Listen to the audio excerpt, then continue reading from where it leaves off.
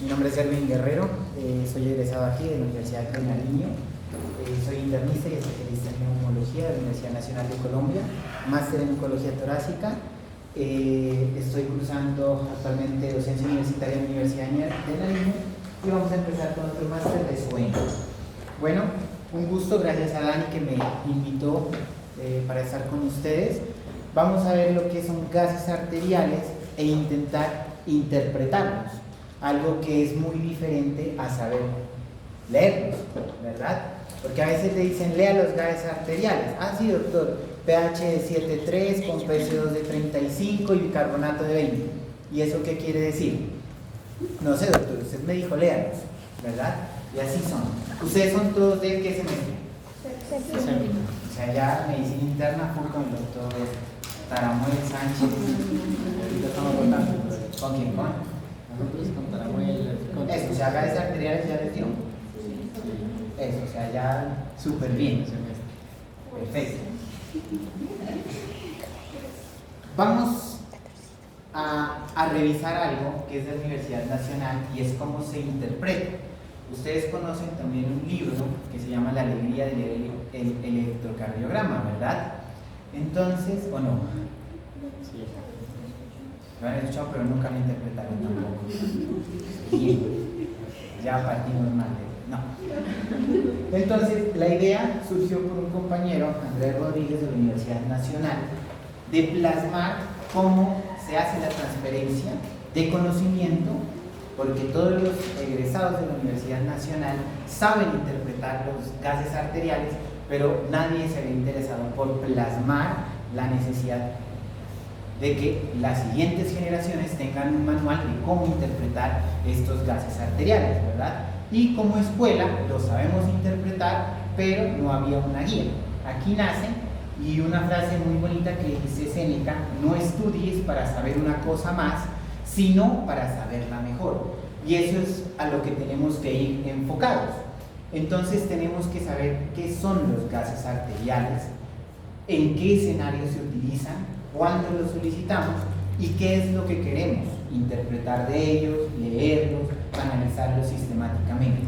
Entonces, ¿qué son los gases arteriales? ¿Ustedes cuándo piden unos gases arteriales o cuándo les han dicho, listo, tómenle los gases arteriales? Pero todos no, unito. Paciente con sospecha de cetosis y diabetes. Perfecto, ¿qué más? Una afección metabólica en general. ¿Listo? Puede ser sepsis, acidosis. Tienen pacientes que tengan comprometido la saturación. También. ¿Qué más? Entonces, primero que todo, una herramienta fundamental dentro del manejo clínico de todos los pacientes. Ustedes ya tienen una idea en escenarios críticos, en urgencias, en escenarios de UCI, ¿verdad? Pero es una herramienta que nos va a determinar qué cosas. Dani, el único nombre que me sé. ¿Nos va a determinar? Sí. ¿Para qué quiere? Usted dice, listo, tomémonos los gases arteriales. O han visto que a todos los pacientes, ya notaron por urgencias, ¿verdad? Con el doctor Delgado también. No. ¿Ustedes? ¿A todos les piden gases arteriales? ¿A todos les dicen gases arteriales para todo el mundo? No. Listo. Entonces, es una herramienta útil que va a servir y que ha servido para interpretar qué. ¿Usted qué quiere saber con los gases arteriales? ¿Alcanza a leer? ¿Adri?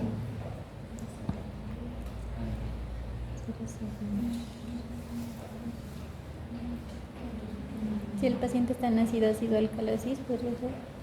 Si el paciente está en alcalosis y acidosis, perfecto. ¿Qué más? Si hay una insuficiencia respiratoria. Si hay una insuficiencia respiratoria, ¿qué más? Y de pronto, pues, o sea, no se puede saber la causa, pero uno se puede, una sospecha, digamos. Se puede buscar la causa, perfecto. Entonces, una herramienta útil en todos los servicios, no solo urgencias, no solo UCI, en consulta externa, en consulta de neumología, en dermatología, en pacientes críticos, en pacientes de consulta externa los pedimos mucho. Y es una herramienta que nos va a ayudar a evidenciar si el paciente está estable fisiológicamente o si por el contrario tiene una patología que debamos buscarle y que debamos determinar cuál es el origen y cuál es el manejo para estos pacientes. Entonces, generalmente la toma de gases arteriales ustedes no la hacen a menos de que sean internos, ¿verdad? Y de que los mandan a correr todo el hospital tomando muestra de gases arteriales y a sufrir. Tiene una maniobra y tiene una forma para tomarla. Entonces, tiene que ser, la pueden realizar generalmente de región braquial, femoral, pero lo que generalmente se utiliza es radial. Y para eso ustedes han visto algo o revisaron anteriormente, porque yo me acuerdo cuando nos daban gases arteriales o pruebas de laboratorio, nos decían el test de Allen, ¿verdad? ¿En qué consistía el test de Allen? En ver si hay un flujo del arco palmar, radial y cubital. Entonces, no lo puse, pero es para manera de instrucción. Entonces, elevan el miembro superior derecho, del cual vayan a tomar los gases arteriales. Buenas noches. Hacen que el paciente haga movimientos de apertura y oclusión de la mano. Le dicen que deje cerrada la mano y hacen oclusión de la arteria femoral y cubital. Cuando ustedes han visto, y yo que trabajo, nadie hace el test de Allen, ¿verdad? Inmediatamente, algodón, preste la mano y achuzarle la arteria. ¿Por qué es importante esto? Porque en pacientes que tenemos hay múltiples punciones y generalmente las punciones arteriales pueden generar aneurismas o pseudoaneurismas, ¿verdad? Y también pueden generar obstrucción. Imagínense una obstrucción de un paciente que tenga un aneurisma, ruptura de la radial y después necrosis de los dedos. Entonces, es algo peligroso. Entonces, el test de Allen modificado cierra la mano, ocluye las dos y tiene que soltar una. Suelta la cubital. ¿Qué tiene que pasar con la mano? Se tiene que perfundir completamente por el arco palmar. Si no se perfunde y la parte radial queda hipoperfundida, es mejor que cambie de miembro superior. ¿Listo? Para que no vaya a producir ninguna alteración. Los gases arteriales se toman, se procesan y vamos a tener unas cuestiones que son medibles y otras que son calculadas. Las medibles exactamente de los gases arteriales, ¿cuáles van a ser? La presión arterial de oxígeno, la presión de dióxido de carbono y el pH. Esas son las tres circunstancias medibles. Las otras, la máquina de gases las va a calcular.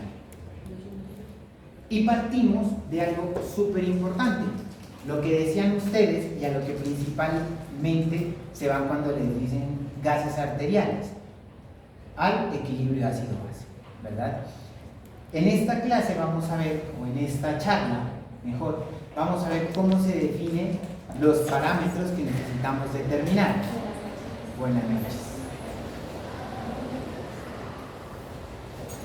Para hacer esta lectura sistemática, entonces vamos a tener en mente 4 componentes fundamentales. Ya lo decía Sara, ¿verdad? Ver trastornos de oxigenación. Entonces vamos a tener 4 pilares fundamentales para que ustedes aprendan a leer sistemáticamente los gases arteriales y más adelante no se les olvide y se lo digan acidosis y alcalosis. Primero, oxigenación. Segundo, ventilación. Esta vaina no le da. Tercero, equilibrio o estado ácido-base. Y cuarto, la perfusión. Entonces nos vamos a derivar a esos 4 componentes. Cuando a ustedes les pasan las tirillas de gases arteriales, les pasan esto, ¿verdad? Y no saben hacia dónde irse. Les pasan esto, van a ver el pH, alcalosis, acidosis, se inventan que el paciente está alcalótico cuando está acidótico. Entonces, la idea de esto es leerlo sistemáticamente, aprender a tener unos ciertos pasos para determinar qué tipo de trastorno tiene el paciente, ¿verdad? Más adelante vamos a determinar esto y vamos a ver e interpretar esto definitivamente. Lo que decían ustedes, todos los escenarios, urgencias, hospitalización, consulta externa, para realización de tomas de procedimientos como consumos de oxígeno, en patologías agudas y crónicas, ustedes van a ver que a pacientes en neumonías le toman gases arteriales, en EPOC, ya sea crónicos o exacerbados, en pacientes que necesitamos determinar Como le decían ustedes, está desaturado, necesita o no necesita oxígeno en la casa, ¿verdad? Toma de decisiones. ¿Por qué? Usted dice, como lo decía Sara, el paciente tiene un trastorno severo en la oxigenación. ¿Qué hacemos? Dependiendo de la patología, o lo intubamos o lo llevamos a ventilación mecánica no invasiva. Eso es fundamental. Y las escalas de predicción, ya están en medicina interna, ustedes ven que muchas escalas necesitan determinar cuál es la oxigenación del paciente, cuál es el trastorno de oxigenación. Una escala, Dani, que necesite gases arteriales. Esófago, perfecto, ¿verdad? Se necesita saber cuál es la PO2, cuál es la PAF. Otra. El Apache, perfecto. Otra.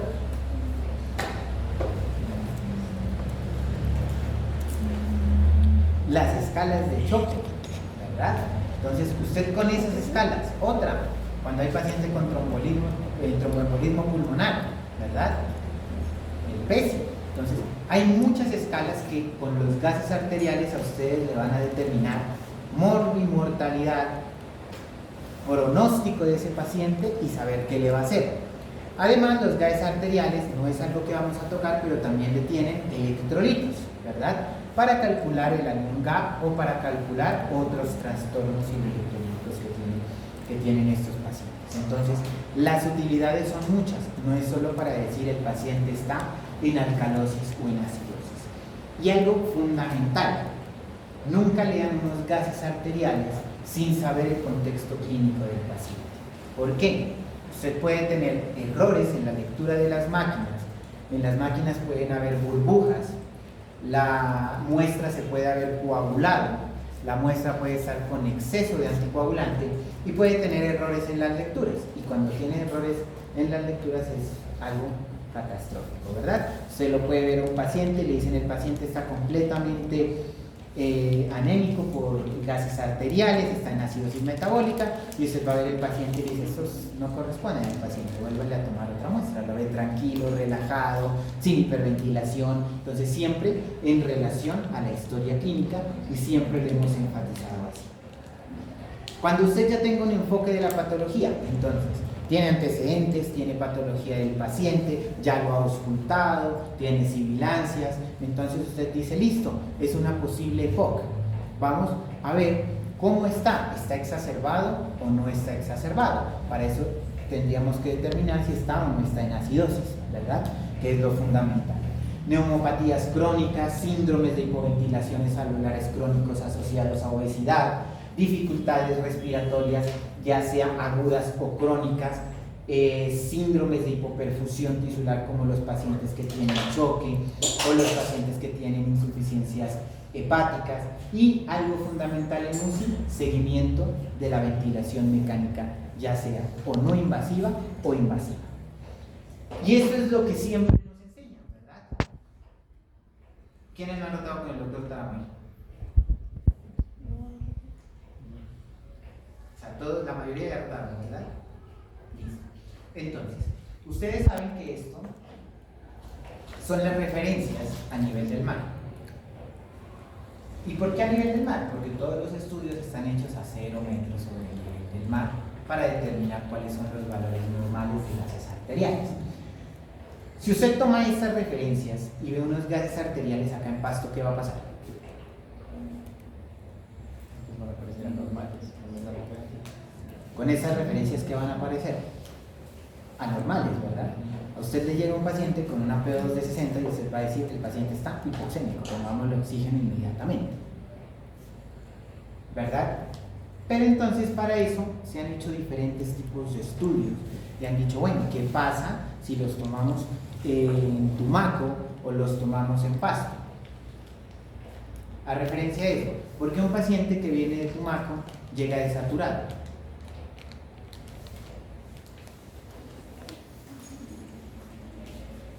El paciente ha vivido toda su vida en Tumaco. Llega y dice, listo, se tiene que ir a estudiar medicina a Pasto.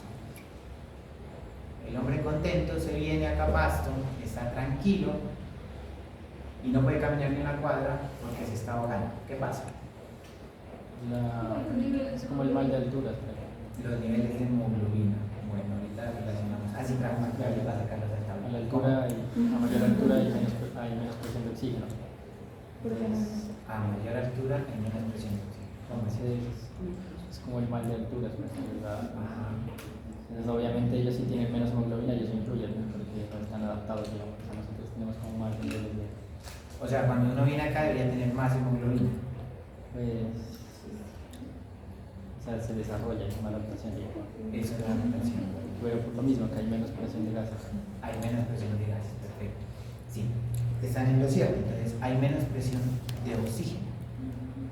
Entonces, la presión, si se acuerdan ustedes de una de las leyes de los gases, es que los gases van de un sitio de mayor concentración a uno de menor concentración por difusión, ¿verdad? Entonces, lo que va a gobernar en la transferencia es la presión. Y si ustedes se dan cuenta, tenemos diferentes alturas. Entonces, la más alta en Bolivia, que es lo que decía Dani, que les da el mal de altura por presión baja. Entonces, hay compensaciones agudas y hay compensaciones crónicas. La principal compensación aguda, ¿cuál va a ser? Hiperventilar. Hiperventilar. No. Si usted de una se pone hiperventilar, hace barrido y se desmaya. Bueno, entonces, no es lo mismo estar acá a una presión alveolar de oxígeno a 0 metros a una presión alveolar a los 2.537 metros en los cuales estamos en Pasto. Algo similar a los 2.640 metros de Bogotá, a lo que se han hecho la mayoría de los estudios. Entonces, vamos a tener diferentes tipos de compensación y más adelante vamos a ver cuál es la fórmula de la presión alveolar de oxígeno. Entonces, si usted tiene menos presión de oxígeno, va a tener menos presión arterial de oxígeno en el cuerpo y tiene que hacer algo compensatorio. Inmediatamente usted no hiperventila. ¿Quién tiene que mejorar ese transporte de oxígeno? El sistema circulatorio, ¿verdad? ¿Qué pasa cuando usted se va de aquí y dice, no, antes de que venga la clase me voy por unas papas y se va corriendo? Rápido, no es deportista porque estudia medicina, no va al gimnasio, no hace ciclismo, entonces se va corriendo de una y baja las gradas corriendo. ¿Quién le compensa? Con la presión. Con la presión. La No, ¿quién frecuencia. compensa? La frecuencia cardíaca. O sea, tiene que aumentar el gasto cardíaco, ¿verdad? Y el gasto cardíaco es igual a volumen sistólico por frecuencia cardíaca. Si no puede aumentar su volumen sistólico, ¿qué tiene que aumentar? La cardíaca.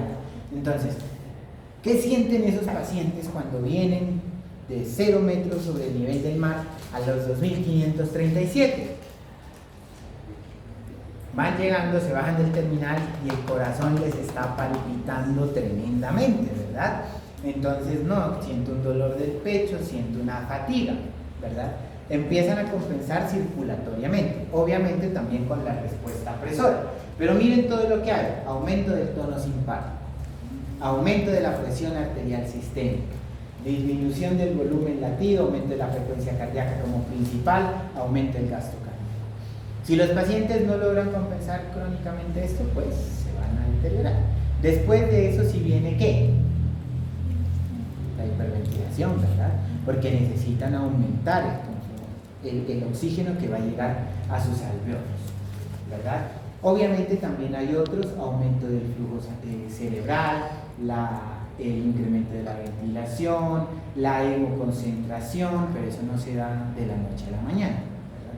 Por eso casi siempre en Bolivia perdemos, ¿no? Que se van 3 días antes y ahí sí quedamos complicados allá en la altura de La Paz. Entonces, son manifestaciones crónicas para compensar y manifestaciones agudas. Si el paciente agudo no se compensa, pues lastimosamente va a caer en falla ventilativa. Y eso es lo que siempre nos aburre, ¿verdad? Y eso es cuando uno empieza a ver gases arteriales y coge el libro y empieza a ver fórmulas de volúmenes tidales, de volúmenes corrientes, de pH, del logaritmo inverso. Entonces uno dice, bueno, esta vaina después la leo, después la he de aprender y nunca la aprende. Entonces, vamos a ver algo, y es cuando ustedes toman los gases arteriales, y era lo que les decía. Ustedes ven unos gases arteriales y dicen, sí, son del paciente, están bien tomados, tienen una acidosis metabólica, una alcalosis metabólica. Hay algo que, al igual que cuando ustedes ven el electrocardiograma y dicen, tiene infarto agudo de miocardio, tiene unas inversiones de la onda T, ¿qué tienen que ver antes de leer? Que esté bien tomado, que el electrocardiógrafo esté bien calibrado. Lo mismo pasa con la consistencia interna de los gases. Tienen que haber algo que sea equilibrado. ¿Y por qué? Porque dentro de las teorías de Henderson y Hasselbalch se dice que el cuerpo tiene que estar en homeostasis, ¿verdad? En un equilibrio para que todas las funciones celulares se den adecuadamente. Transporte de oxígeno, transporte de nutrientes, formación de lípidos, formación de proteínas, formación de nuevas células, regeneración. Tenemos que tener un estado de homeostasis. Y eso pasa tanto a nivel intracelular como extracelular. Cuando tenemos acidosis extrema o alcalosis extrema, las células dejan de funcionar y ahí venimos a romper todo el equilibrio del organismo. Pero para saber eso tenemos algo, y es que se llama la consistencia interna de los gases. ¿Qué es esto? Si lo vemos como Henderson y Hasselbalch, tenemos que los gases arteriales tienen que estar en equilibrio.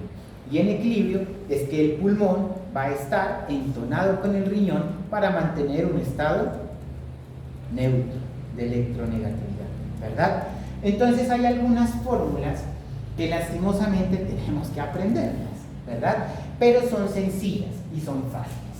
Entonces, cuando usted ve unos gases arteriales y el pH está entre 7.25 y 7.5, tiene que determinar si el equilibrio de la concentración de hidrogeniones por la concentración de bicarbonato sobre la eliminación o la excreción de CO2 sea igual a 24. Más o menos 2, una desviación estándar de este propósito. Si se acercan a entre 22 y 24, usted va a decir que los gases son consistentes. Ahora ustedes me van a decir, listo, ¿cómo sacamos? La concentración de bicarbonato nos los dan los gases arteriales. Fácil, usted va a tener bicarbonato corregido, ¿verdad? Va a tener la PCO2, ¿se la van a dar los gases? También. Y ahora Dani me dice, listo doctor, ¿y cómo saco la concentración de hidrogeniones? Para eso se han ideado fórmulas. Podemos sacarlas con el logaritmo o para fácil. Cuando tenemos estos, 7.25 y 7.5, sacamos la mantisa del pH. ¿Qué es eso? Los últimos dos numeritos que le siguen al pH, ¿verdad? Y esto es por una constante que sale casi igual a 80, se le resta esa mantisa. Entonces, en un ejemplo, si tenemos un pH de 7.32, a 80 le restamos 72, nos va a dar una concentración de hidrogeniones de 48. Entonces, ya teniendo esto, vamos a ver si los gases están bien o no bien tomados y se hacen una relación. Tenemos estos gases arteriales, entonces. Usted va a ver que tiene un paciente con enfermedad renal crónica, con un pH de 7.34, PCO2 de 28,3 y tiene un bicarbonato de 15.3. ¿Quién le hace esa relación? ¿Se está bien hecha o la hice mal?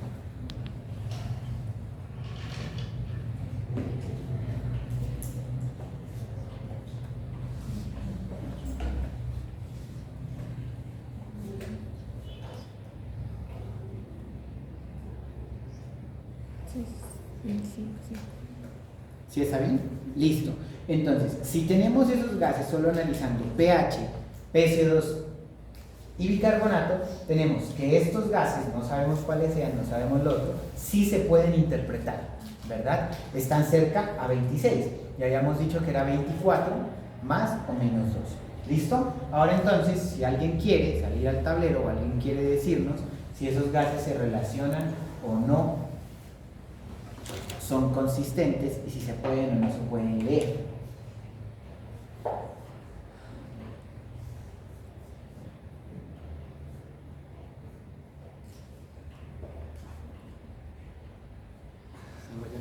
Bueno, sale. 24.6.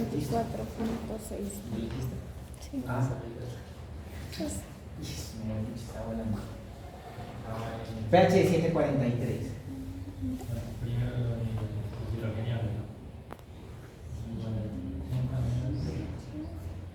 ¿43? 43.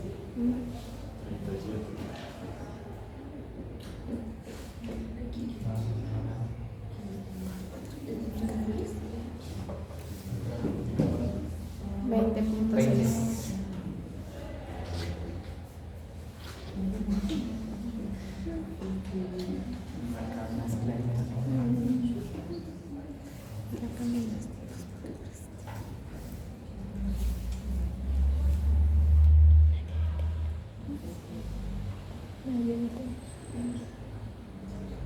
¿Cuánto les dio? 24. 4.6. Listo. Entonces, nos acordamos de la matiza del pH, ¿verdad? Nos acordamos de que tenemos que restarle 80 menos 43 nos da 37. Hacemos la multiplicación acordándonos y nos da 24. Estos gases tienen Buena relación. Son cosas consistencia. O sea, el resto de análisis que hagamos y que vayamos a ver más adelante sí son coherentes. Pero ahora nos encontramos con estos casos. Cuando el pH es menor de 7.25, cuando tenemos los pacientes con este pH 7.87. Para eso sí tenemos que utilizar el logaritmo, ¿verdad? Entonces tenemos que utilizar algo que se llama exponenciales, o sea, subir a la 10. Y hay una fórmula fácil, ustedes se acuerdan. Listo, el paciente tiene pH de 7.25, podemos utilizar la matiza del pH, pero si no, utilizamos esta fórmula. La concentración de hidrogeniones va a ser 10 a la menos 9 menos el pH. Veamos este ejemplo. Tenemos un paciente con 6.87. ¿Verdad? Pues aquí me equivoqué de 2.37. Con 6.87 de pH. No podemos utilizar la anterior fórmula, ¿verdad? Porque está menos de 7.25. Utilizamos esta fórmula de acá arriba. Esta vaina no subraya por ella de llegar. Y vemos 9 menos 6.87, ¿cuánto da? 2.13. Si el 10 lo elevamos a la 2.13 nos da 135. Y si hacemos esa multiplicación nos da 23.7. Está dentro del rango de los 22 a los 26, ¿verdad? Cerca. Entonces, estos gases que tenemos con un pH de 7.86, aquí era una pH de 2.36, son consistentes. O sea, si están bien tomados y están bien procesados. ¿Quién la hace? Vamos a ser 9 menos 6.96. Son gases de la vida real, ¿no? Por eso les tomé la foto ahí y se los pongo para que no vayan a decir datos inventados y que vean si son consistentes o no son consistentes. 10 a la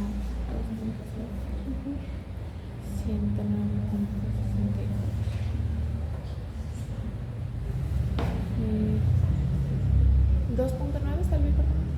2.9, el paciente está casi del otro lado. 26.5. 26.5, ¿verdad? Se acerca al 26, o sea, los datos están consistentes. Es un paciente muy complicadito, pero ahí está, 26.3 me dio a mí. ¿Por qué? No sé, pero bueno, 26.3, ¿listo? Están ahí, son unos gases consistentes que se puede interpretar. Y ahora, bueno, empecemos entonces, ya tenemos las dos cuestiones.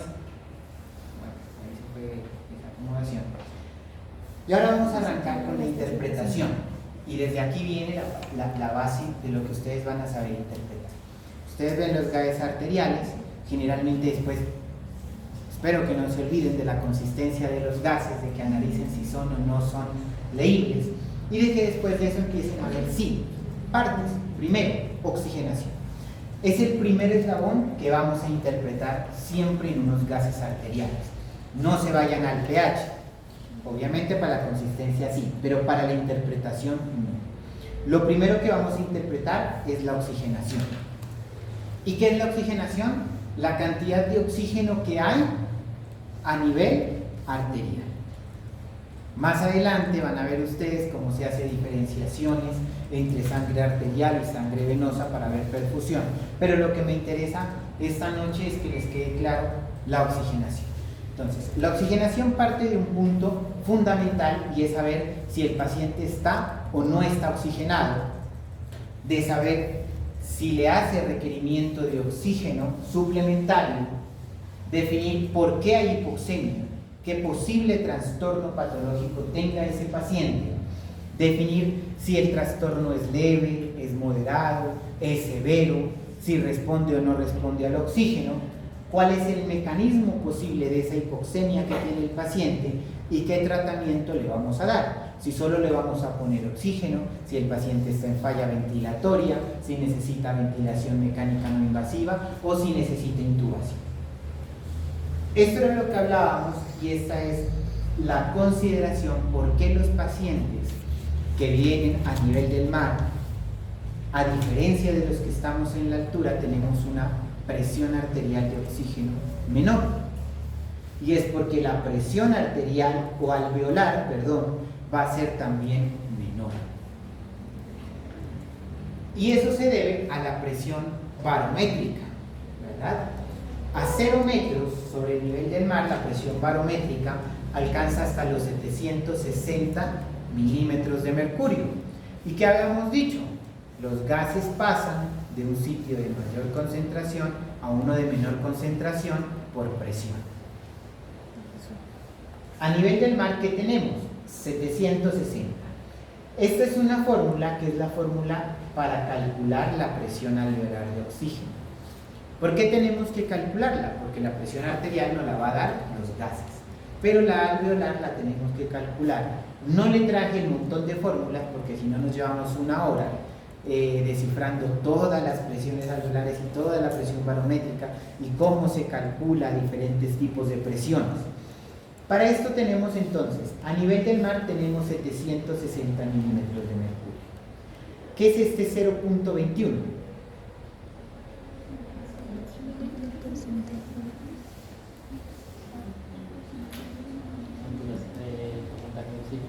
El porcentaje de oxígeno que tenemos en cualquier parte, sea en Tumaco, sea en La Unión, sea en Pasto, sea en algo más frío que hay aquí, en Guachavés o en Guadalajara, Huachucal es frío, ¿no? Entonces en Huachucal la fracción o la cantidad o el porcentaje de oxígeno siempre va a ser 21%, no hay más. El otro porcentaje va a ser nitrógeno en gran cantidad, casi 78%, y el resto de gases menos del 1%, helio, CO2 y todos esos gases que tenemos en el aire ambiente. Entonces, la capacidad que tiene el cuerpo humano para transportar el oxígeno del aire ambiente es el 21%, no hay más, ¿verdad? La presión barométrica la calculamos de acuerdo a la altura, ya les dije a nivel del mar 760. ¿Qué es esto? H2O.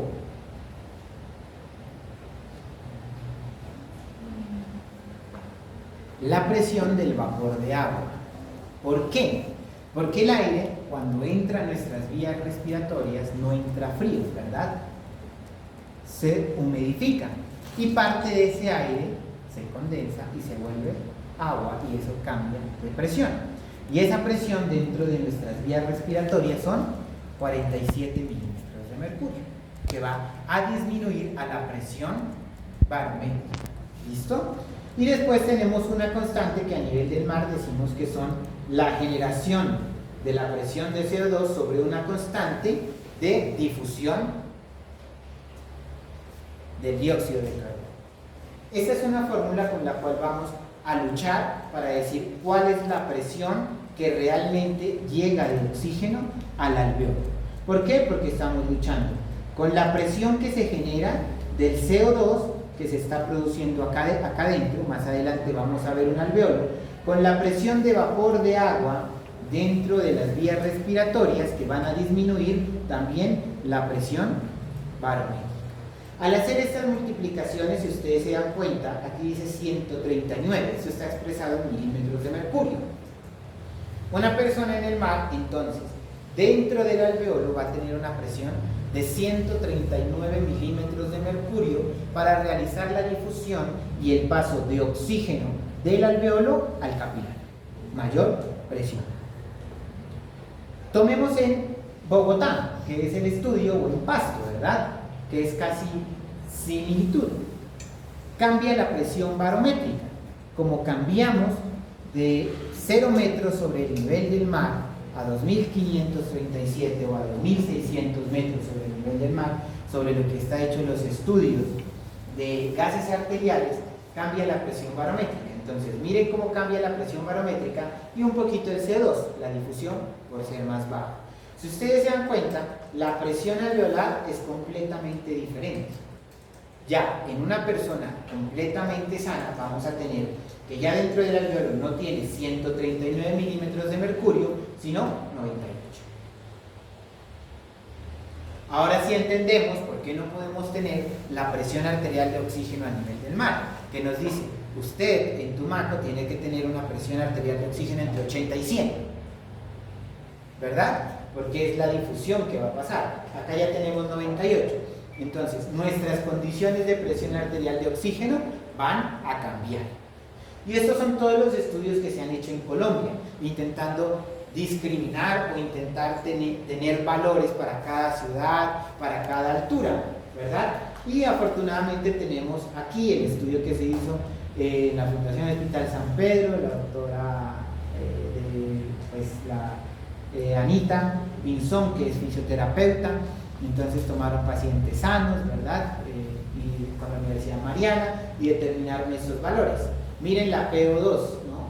Dice 70 y siempre con desviaciones estándar, un poco más baja, un poco más alta de lo que tenemos acá en todos los estudios de referencia de Bogotá, ¿verdad? Lo que les decía, a veces se fallan en los estudios, hay que ver la consistencia de los gases, cómo se tomaron, si los pacientes eran sanos o no. Y hay algo muy importante también, la edad, ¿verdad? Es diferente cuando usted hace estudios en pacientes jóvenes, porque usted tiene una capacidad alveolar más funcional a pacientes adultos mayores. Entonces no es lo mismo si usted le toma a Dani aquí, que es deportista, que hace ejercicio a las 5 de la mañana, ¿verdad? Antes de venir a clases, y le toman una PO2 y la ven de 75, a una persona de 65 años, sedentario, que no ha tenido ninguna enfermedad, la PO2 ¿qué va a hacer? Va a caer, ¿verdad? Entonces siempre hay que tener en cuenta la edad. Incluso hay estudios que no se los traje porque si no nos quedamos toda la noche aquí, que también discriminan por tipo de género. Entonces dice, las mujeres tienen una PO2 más bajita que los hombres por su capacidad anatómica torácica, porque son un poquito más bajitas, entonces todo eso influye, ¿verdad? En la Fundación Neumológica generalmente sí nos tocaba sacar la tabla y ver la tabla, usted cuántos años tiene, está entre 55 y 60 años, usted tiene que tener esto, más o menos. Eso es pérdida de tiempo, ¿verdad? Para eso vamos a tomar algo aquí a nivel de Pasto y que no se olviden. Ya vimos que la presión alveolar está entre 80 y 90, ¿verdad? Y vamos a tener unas referencias, porque estos son los estudios que hemos, transportado de Bogotá con todos los estudios, porque ya saben, pues acá es un poquito difícil hacer estudios, los pacientes no vienen, hay falta de recursos económicos, por todas esas cuestiones, pues a veces no se hacen, ¿verdad? Pero sí extrapolamos los estudios que se han hecho en Bogotá, casi por la similitud de altura, no hay casi diferencia.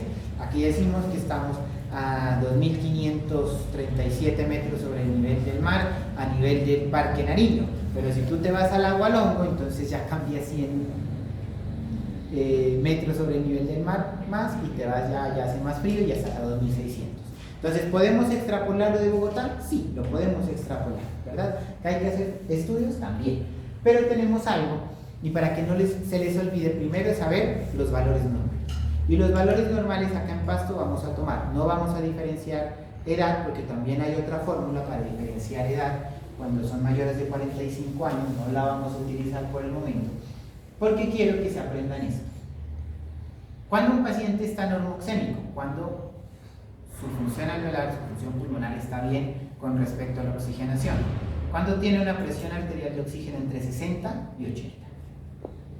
Listo. Usted mira unos gases arteriales y lo primero que se va a ver es la consistencia. Después dice, listo, los voy a interpretar, doctor. A lo primero que se va ya no es al pH, sino a la PO2. Y va a ver la PO2 y va a decir, tiene 65, ¿está? Normoxémico, ¿verdad? Si está menor de 60, ¿qué va a decir? Hipoxémico. Y si está mayor de 80, va a decir hiperxémico. Aquí en Pasto. Bueno, no vayan a irse a hacer el lugar a Tumaco y que vean un paciente con 80, 85 y le digan, usted está hiperoxémico, agarramos el oxígeno, no. Bueno, entonces esto es para acá, Pasto. Y cuando ustedes van a ver eso, tienen que determinar o ser, bueno, se me faltó correlacionar la saturación con los gases arteriales. ¿Por qué? Se me había saltado esa parte que es importante. Cuando ustedes van a tomar unos gases arteriales, esto era del principio, tienen que correlacionar con saturación. ¿Por qué? El único nombre que me sé dan.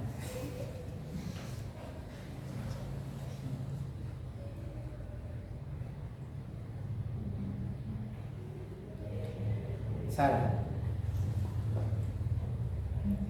Porque acuérdense que ustedes van a hacer una función arterial. Siempre nos llegan los pacientes con los gases alterados con una PO2 de 45. Y cuando usted va a ver la saturación, 70. Y usted le toma la saturación, saca el pulso oxímetro y dice, usted está saturando 95. ¿Tomaron en una vena? Tomaron una vena. ¿Verdad?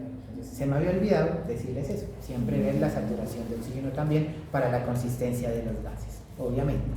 Obviamente, si usted ve a un paciente cianótico que le llega a consulta hipocoso y lo ve saturando 80 y mira saturación, no, pues si son de listo, siempre correlacionar la saturación de los gases con la saturación del paciente.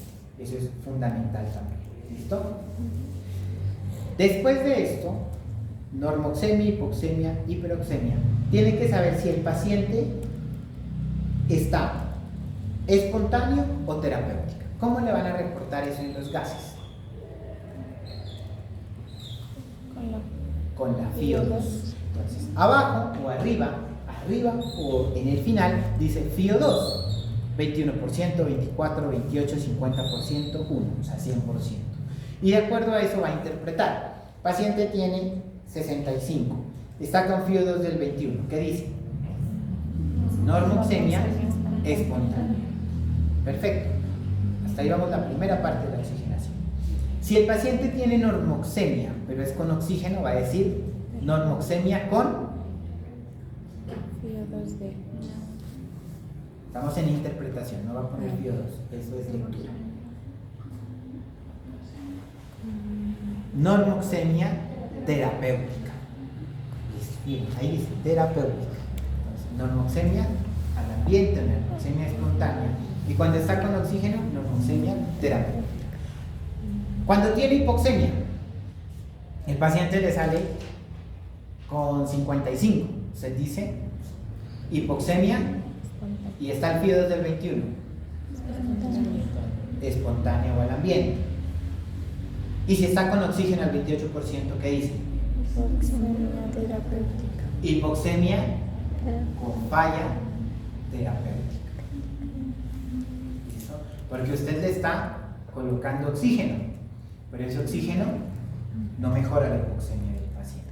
Entonces, tiene que ponerle con falla terapéutica. El paciente está hipoxémico, usted le está poniendo oxígeno, pero ese oxígeno no está compensando al paciente.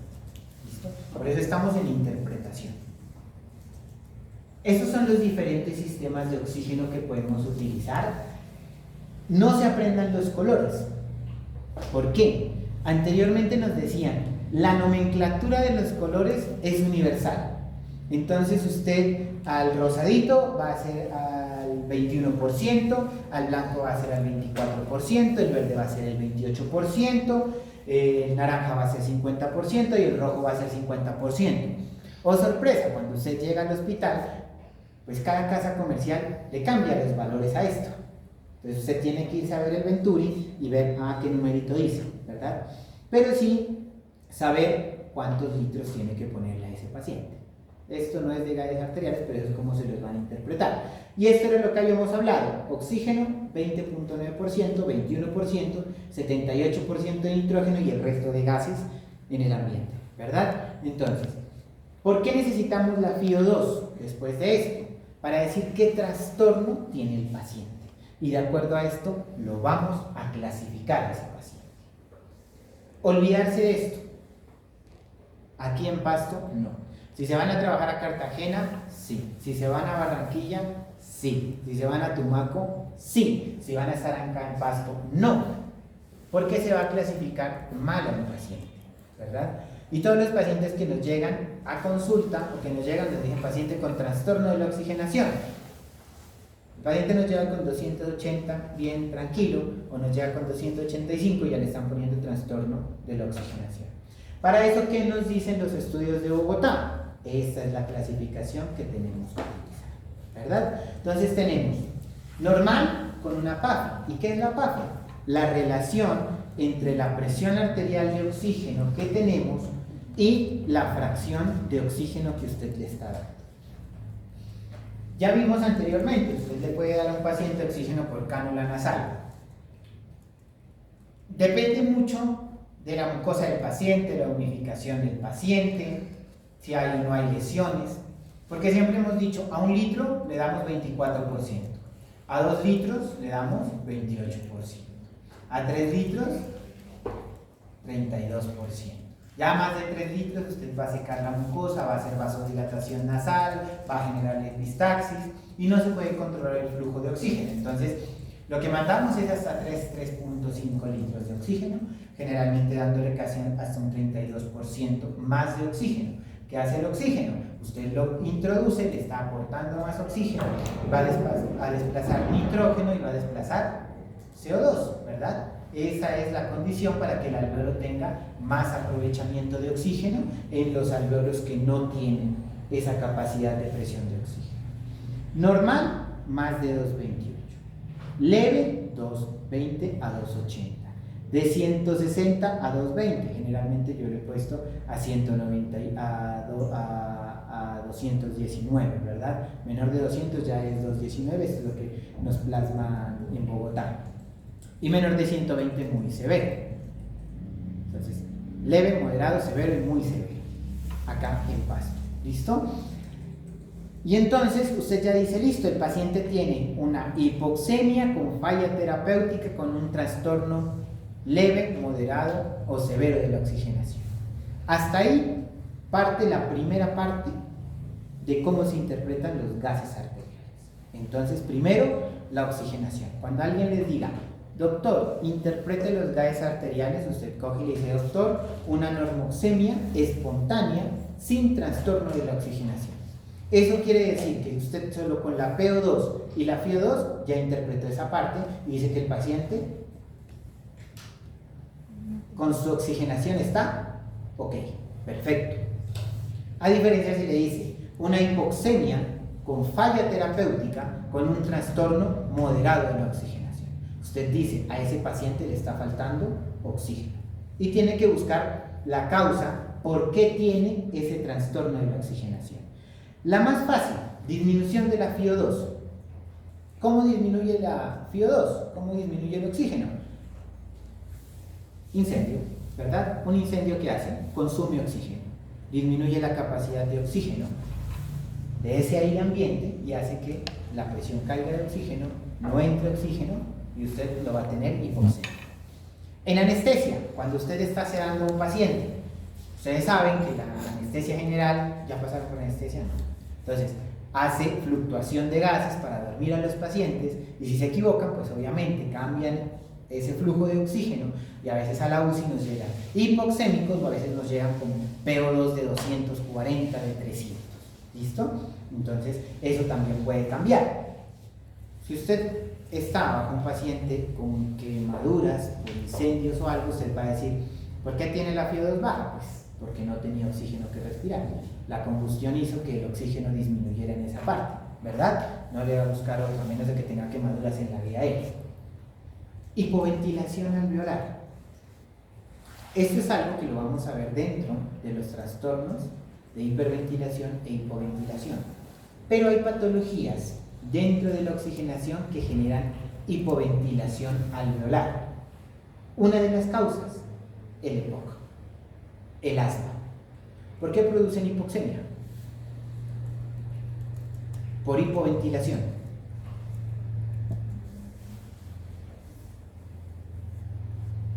El asma y la EPOC son enfermedades broncoobstructivas, ¿verdad? ¿Qué hacen? Que usted ingrese oxígeno o aire, no vamos a decir oxígeno, al pulmón, pero que no salga fácilmente, ¿verdad? Y si no sale, ¿qué pasa dentro del pulmón? Se va a almacenar más CO2. ¿Y qué habíamos dicho del CO2 cuando se acumula dentro del pulmón? Por ley de Avogadro, los gases tienen que ser estables. Y si aumenta el CO2, ¿qué va a disminuir? El oxígeno, ¿verdad? Por competencia, si usted no está sacando el aire, si ustedes se acuerdan del volumen, esto no es de volumen tidales ni nada, pero si ustedes se acuerdan, volumen tidal, que era 500 mililitros por cada respiración, dentro de los cuales 150 se quedan en espacio muerto, en vía aérea, y solo 300 llegan al alveolo. Ahora, usted va a introducir 500, introduce 350, ya no saca los mismos 500, sino solo por asma o EPOC saca 400. ¿Qué está haciendo? Hiperinsuflando el pulmón. En la siguiente respiración vuelve a meter 500, pero ya no saca sino, ¿cuánto se ha quedado? 200 de volumen residual. Ese volumen residual que se queda, ¿qué va a pasar? Está acumulando CO2. Va a disminuir la capacidad del alveolo para transportar oxígeno y no va a haber difusión de oxígeno al capilar. Entonces, eso es una hipoventilación, ¿verdad? Alteración de la difusión. ¿En qué enfermedades? Algo importante que vemos ahora. Enfermedad pulmonar intersticial difusa. Llámese fibrosis pulmonar idiopática, llámese neumonía por hipersensibilidad, neumonía intersticial usual o cualquier tipo que dañe el epitelio pulmonar, que dañe el intersticio, la membrana alveolo-capilar, que la engrose, va a hacer hipoxemia. Entonces son esos pacientes, por ejemplo, que les dio COVID, que les dio inflamación viral, que hicieron fibrosis pulmonar.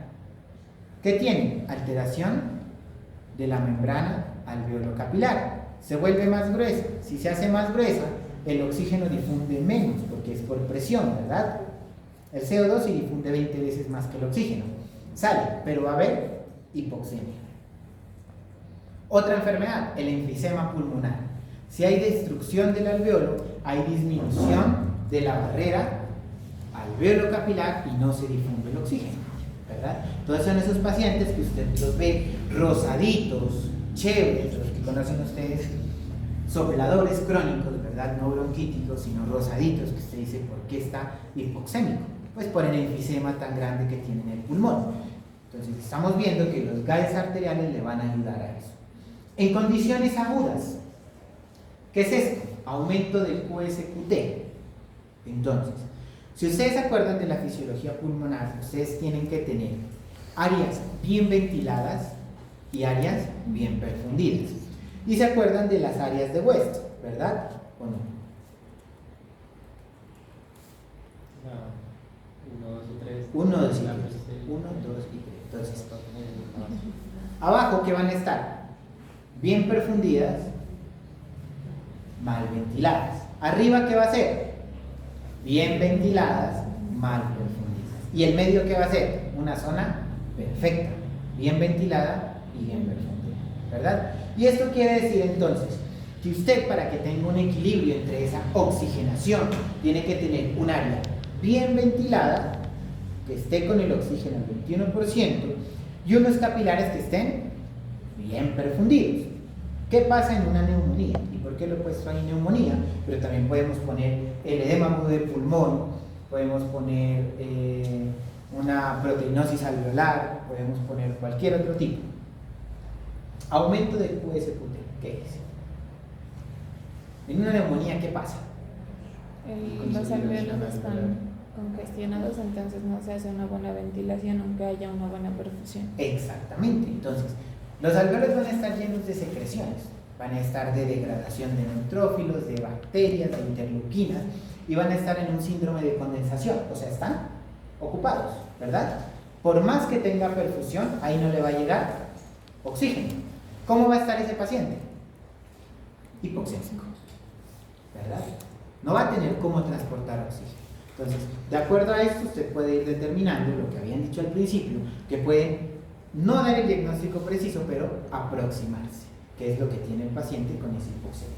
Y el aumento del BQ, ¿qué es eso?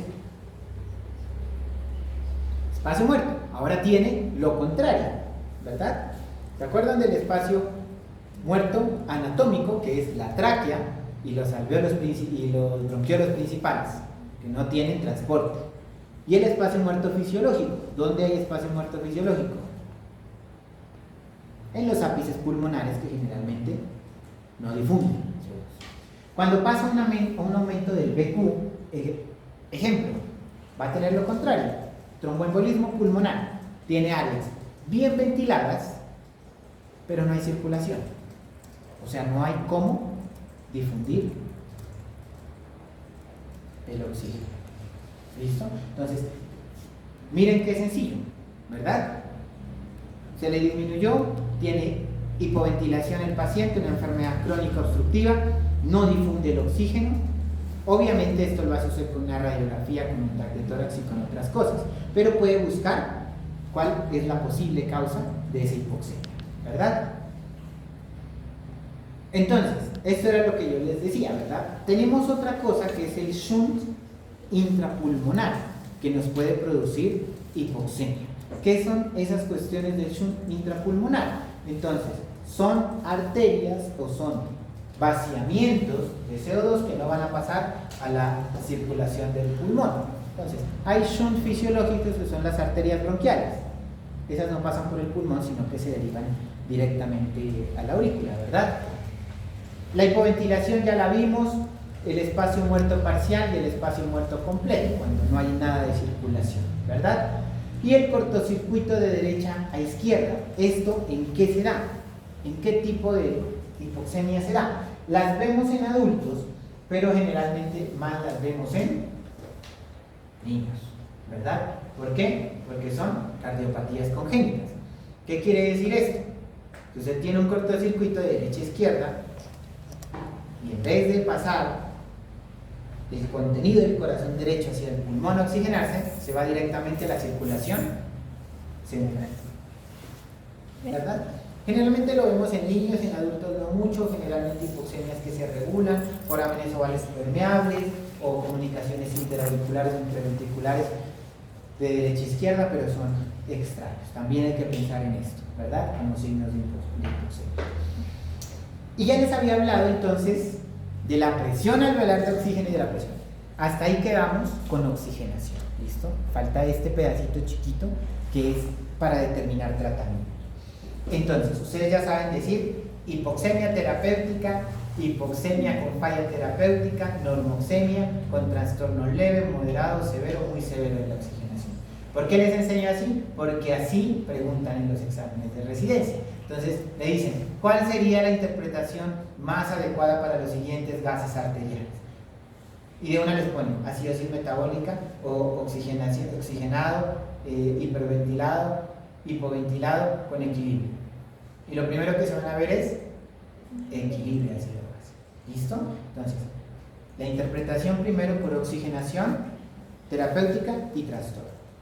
Y hay algo importante aquí, que es lo que vamos a ver, y es algo importante de la diferencia alveolo-arterial de oxígeno. Y es una fórmula sencilla. Esto sí va por edad del paciente, y la diferencia alveolo-arterial de oxígeno hace referencia a cuando usted se va envejeciendo, cuál es la proporción de difusión que usted puede mantener del pulmón al capilar. Entonces, no va a ser lo mismo un paciente de 60 años a un paciente de 21 años, ¿verdad? pero la diferencia tiene que mantenerse. Es importante esta diferencia, entonces, ¿por qué? Si hacemos una diferencia esperada, por ejemplo, para 30 años, hagan una para 30 años aquí en este paciente. ¿Qué quiere decir? Que hay mínima cantidad de oxígeno que debe quedarse en el alveolo, ¿verdad? Porque se va a difundir.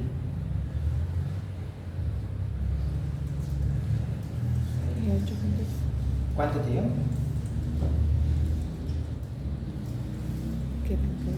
¿Cuánto tenés? Tranquila, espera. 30 años. 3 por 2, 6. La espera está constante. Interpolado. ¿Cuánto ya? 3 segundos. Creo que es así. 8.89, ¿no? Con desviación de desviación estándar de más o menos 2. Si dan cuenta que la diferencia está entre 10 más o menos 2. O sea que tiene que ir de 8 a 12, incluso hasta 14. ¿Qué pasa si tenemos una diferencia? En tromboembolismo pulmonar, esto es importante porque ustedes van a tener un shunt, ¿verdad? Van a tener una diferenciación, un trastorno BQ, espacios bien ventilados, mal perfundidos. ¿Cómo va a estar la diferencia del valor arterial de oxígeno en estos pacientes? Elevada, ¿por qué? Esto quiere decir que usted a la presión alveolar del paciente le disminuye la arterial. Si la arterial empieza a prolongarse, ¿qué quiere decir? Si esa diferencia de presiones es más grande, ¿qué quiere decir? Que no hay difusión de oxígeno. Y es importante el TEP porque todos los estudios han dicho que si la diferencia es mayor de 42, la mortalidad en esos pacientes aumenta. ¿Por qué aumenta? Pues obviamente tiene un tromboembolismo pulmonar masivo. Tiene muchas áreas ventiladas, tiene mucho oxígeno dentro de los alveolos, pero no se está difundiendo a la circulación. Entonces, a más diferencia del arterial de oxígeno, mayor mortalidad. Y es algo importante en pacientes generalmente con B24X, o sea, VIH positivos, con infección con neumocistis giraudii. Ustedes ven estos pacientes que tienen neumonía por neumocistis giraudii llenos de micronódulos pulmonares, de vidrio esmerilado, y esa es ocupación parcial del alveolo. Cuando está ocupado el alveolo, pues el oxígeno difunde menos, ¿verdad? Y se han determinado en todos los estudios, si usted tiene una diferenciación al arterial de oxígeno mayor de 35, es menester o es idóneo que le inicie manejo con corticosteroides a 1 miligramo de kilogramo de peso inmediatamente, porque si no se va a morir más este paciente. ¿Listo? Entonces, solo este campito para hacerles razón a qué hace referencia a la diferencia del arterial de oxígeno. Esta es una tablita rápida y esto es como uno dice, ¿no? Como uno ve la hipoxemia con la diferencia del arterial de oxígeno, no nos vamos a detener ahí. ¿Listo? Si quieren tómenme foto para que vean cuando hay shunt, cuando hay espacio muerto o cuando lo que más nos interesa, cuando hay hipoventilación. Ejemplo entonces, ¿quién interpreta el primero?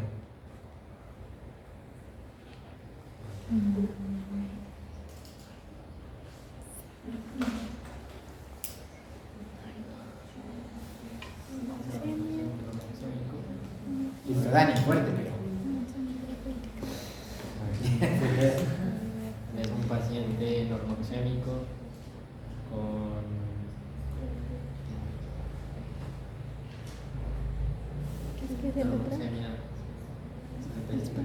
normoxemia espontánea sin trastorno. Exacto. Trastorno de Entonces, oxigenación. normoxemia al ambiente o espontánea sin trastorno de la oxigenación. Listo. Por allá, ¿quién? Dígame un nombre de la allá. Cata. El que sigue.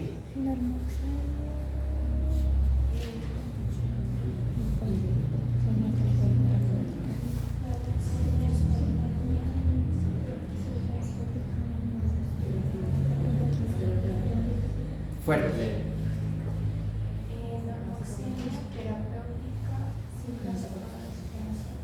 Bueno, casi. Otro nombre. Alejo.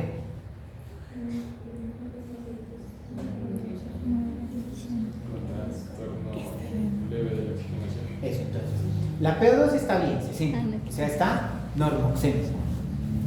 ¿Tiene oxígeno? Sí, porque está al 24, es terapéutico. Y la PAFI está entre 220 y 280, o sea, tiene un trastorno leve de oxigenación. Entonces, normoxemia terapéutica con trastorno leve de la oxigenación. Apenas estamos acabando oxigenación. Otro nombre. ¿Cómo? Andy. Hipoxemia con falla terapéutica con trastorno moderado. ¿Severo? Severo de. Sí, era moderado. Un hipoxemia con falla terapéutica no alcanza los 60, tiene oxígeno a 3 litros, 32%, y tiene un trastorno de la oxigenación, ¿verdad? Entonces, algo le está fallando a este paciente que no recupera oxigenación y que todavía su PAFI está en trastorno moderado, ¿verdad? Hipoxemia con falla terapéutica, listo. ¿Entendida oxigenación o no? Sí. Si no, nos regresamos, 1 hora. Listo, primera parte entendida. Ya saben, uno de los eslabones. Esta es más fácil y esta es más cortita. Esta es la ventilación. Entonces, a lo contrario de la oxigenación, la ventilación es la eliminación del CO2 producido por el organismo al aire ambiente. O sea, va a ser todo lo contrario. Va a ser sacar el CO2 producido de la célula o de los componentes reactivos de lo que se ha hecho en el organismo, a través de la circulación, llegar al alveolo y expulsar, ¿verdad? Eso es ventilación. Entonces, vamos a ver cómo vamos a sacar esto. Ustedes se acuerdan de qué depende el centro respiratorio, ¿verdad? Y tenemos múltiples consideraciones para decir, bueno, ¿dónde está? Entonces, el centro respiratorio está en la médula, ¿verdad? Y tenemos a veces, ¿en dónde está? En el puente, ¿no? Entonces, tenemos fases aferentes y eferentes, tenemos receptores y tenemos sensores. ¿Por qué es importante esto? Porque dentro de la ventilación vamos a tener daños a nivel del sistema nervioso central, a nivel de la conducción, a nivel de la caja torácica o a nivel de los receptores alveolares. Y es algo como esto. Entonces, el centro integrador, obviamente, nuestra parte ascendente del cerebro, nuestro tronco encefálico. Pero tenemos receptores o sensores, quimiorreceptores y mecanorreceptores, tanto de oxígeno como de CO2. Vamos a tener receptores musculares, ¿en dónde? En la caja torácica. Y vamos a tener sensores dentro de los alvéolos. Estos sensores, ¿por qué van a funcionar? Listo, ¿tenemos oxígeno o no tenemos oxígeno? Ya le decía Dani, si el paciente no tiene oxígeno y el oxígeno está bajo, el cuerpo tiene que compensarlo. Si la frecuencia cardíaca, el gasto cardíaco no mejora, ¿qué tiene que hacer el paciente para mejorar la oxigenación y ventilar mejor? Aumentar el oxígeno. Y si el oxígeno se baja, una de las formas para compensar, ¿cuál es? Hiperventilar. Mete más oxígeno y baja CO2, ¿verdad? Uno de los sensores. La mecánica ventilatoria, entonces, los músculos se expanden, ¿verdad? Porque acuérdense que tenemos diafragma como primer músculo respiratorio, intercostales, ¿verdad? Externos, internos, para hacer sensores. Cuando usted inspira, hacen sensor de que el paciente tiene que ventilar eso, o sea, está controlando la respuesta de ventilación minuto. Eso manda órdenes y le dice si el paciente está bien. Pero lastimosamente tenemos enfermedades, ¿verdad? Uy, se me pasó la enfermedad, lo estamos acá. Bueno, ahorita las vemos. Tenemos enfermedades de las fibras musculares, tenemos enfermedades de polineuropatías, tenemos enfermedades desmielinizantes como el Guillain-Barré, tenemos miastenia gravis, ¿verdad? Todas enfermedades que pueden ser o de la conducción neurológica o de la placa neuromuscular que van a afectar a estos pacientes y que pueden hacer síndromes de hipoventilación, o sea que van a alterar la ventilación. Esto es algo que habíamos visto. Generalmente decimos, bueno, ¿por qué el CO2 aumenta dentro del cuerpo en los gases arteriales? Una es la tasa de producción. Muy raro porque el CO2 difunde 20 veces más que el oxígeno y se puede compensar, a menos de que usted esté con una dieta excesiva en carbohidratos o a menos de que usted tenga una uremia intensa, pues la tasa de producción va a aumentar. Si no, generalmente es constante. ¿Por qué va a estar gobernada entonces? Por la ventilación alveolar. Usted tiene que tener una ventilación minuto. Si habíamos hablado de que usted tiene 12 respiraciones por minuto y tiene un volumen tidal, un volumen corriente de 500, usted dice que está sacando casi 6.000 litros por minuto, ¿verdad? Y dentro de esos 6.000 litros por minuto se está barriendo el CO2 que está produciendo. Pero cuando tiene hipoventilación, ya sea por obstrucción, miren aquí hay una obstrucción del bronquio, en pacientes, digamos EPOC. ¿Qué pasa con el CO2? El CO2 que estaba aquí poquito, se acumula. Y si se acumula, desplaza el oxígeno, que era lo que habíamos dicho. Y va a tener una alteración en la mecánica ventilatoria. O sea, está teniendo una hipoventilación por alteración en la mecánica ventilatoria por proceso obstructivo. En la EPOC, ¿qué pasa? El CO2 aumenta. En los trastornos neuromusculares, ¿qué es lo que pasa? Usted ya no tiene una ventilación de 20 por minuto, sino baja a 10. ¿Qué va a pasar? Se va a acumular más CO2 dentro de su cuerpo, ¿verdad? Y para eso, por eso les decía que esto es más corto.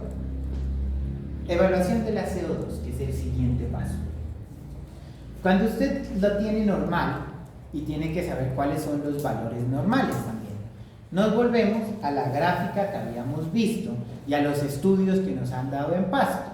¿Qué nos dice? Que lo normal es 32 y tenemos una desviación estándar de más o menos 2.7. O sea, esto nos quiere decir que podemos ir de 27 casi hasta 34 de CO2 normal, para decir que el paciente está normoventilado. Para funciones prácticas siempre lo hemos tomado como de 28 a 32 o hasta 34 lo tomamos en los pacientes. Si usted tiene ese PCO2 en los gases arteriales, ¿qué va a decir? Normoventilado.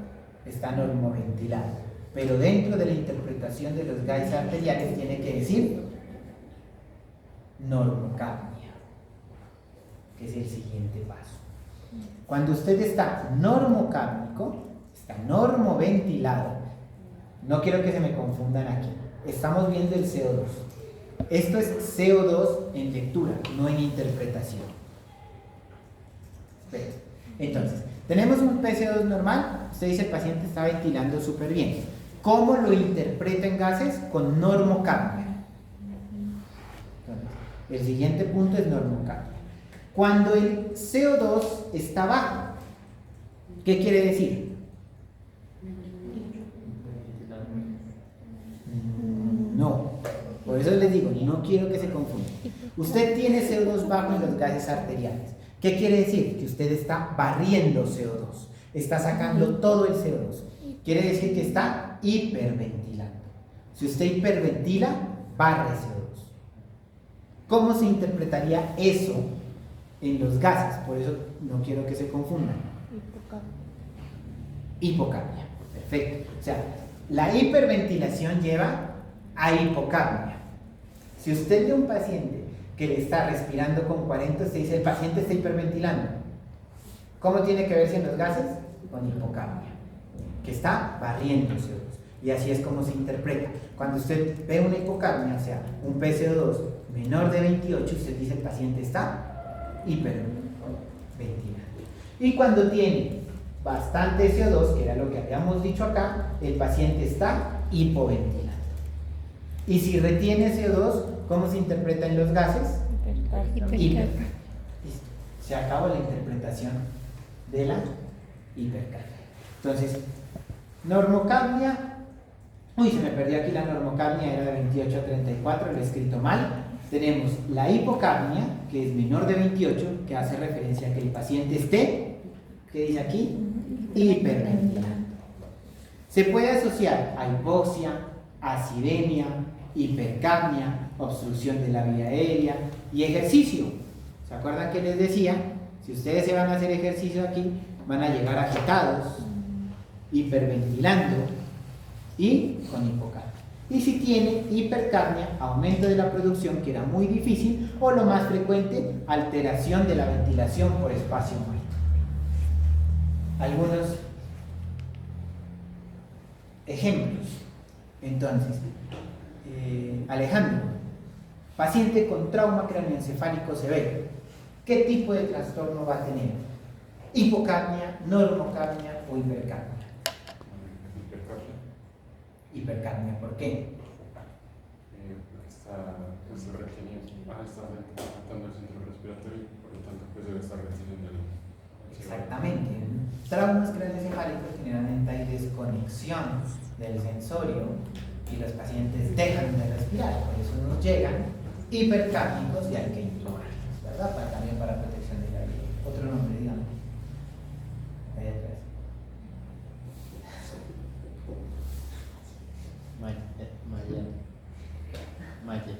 Maye. En un paciente con cetoacidosis diabética, ¿cómo espera usted encontrar el paciente? ¿Normocápnico, hipercápnico o hipocápnico? ¿Cómo? No le escucho, perdón. Hipercápnico. O sea, usted, además de que tiene una cetoacidosis diabética, va a retener CO2 para volver una acidosis más respiratoria. Entonces, si usted llega con una cetoacidosis, eso lo vamos a ver ahorita en el estado ácido base, pero generalmente los pacientes con acidosis metabólica quiere decir que tienen exceso de hidrogeniones, y una forma de compensar es barrer los hidrogeniones. Entonces, ¿cómo van a llegar? Hipocápnicos, porque llegan hiperventilando. ¿Sí? Entonces, una acidosis metabólica se compensa con una alcalosis respiratoria. Ahorita lo vemos eso, ¿listo? Pero entonces lo que quiero es cuando tengan alto CO2, hipercapnia.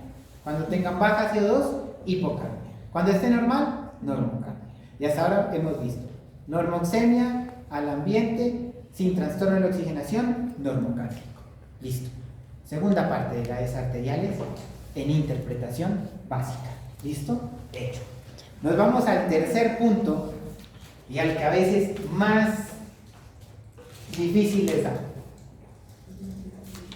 Estado ácido-base o equilibrio ácido-base. Lo que habíamos dicho al principio es verdad, todo lo que ustedes ya conocen, ustedes ya me di cuenta que ya lo saben, y es que el cuerpo necesita estar en una homeostasis. Y para que todo fluya, todo esté tranquilo, necesitamos que los hidrogeniones generados por el cuerpo estén compensados para que todas nuestras células estén tranquilas, ¿verdad? Entonces, no les voy a hablar aquí del modelo de Stewart, que es al que el profe Taramoy le gusta, ¿verdad? Sino que vamos a hablar del modelo clásico, porque el modelo de Stewart se lleva una sesión completa. Entonces, ¿qué me interesa? Que ustedes tengan los gases arteriales y digan: sí, doctor, el paciente está en una acidosis metabólica compensada, el paciente está con una acidosis metabólica tipo cetoacidosis porque tiene un anión CAP elevado. Me dicen, pues pucha, era de Nariño, dicen, ¿no?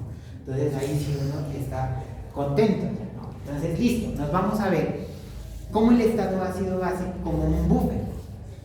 Se desequilibra el pulmón, el riñón lo compensa. Se descompensa el riñón, el pulmón lo compensa, ¿verdad? ¿A través de qué? De la concentración de hidrogeniones, de la retención o excreción de bicarbonato. Entonces, se retiene CO2 en el pulmón. ¿Qué hace el riñón?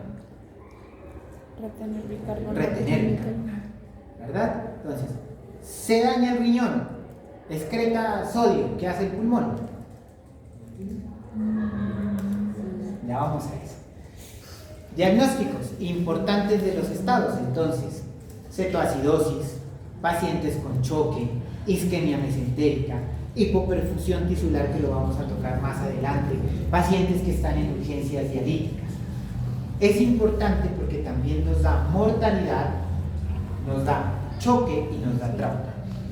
En los gases arteriales que nosotros veíamos y nos han llegado, porque también trabajo en la UCI, nos llegan pacientes con pH de 6,8 con bicarbonatos de 2. Los gases arteriales que les mostré al inicio son de la UCI.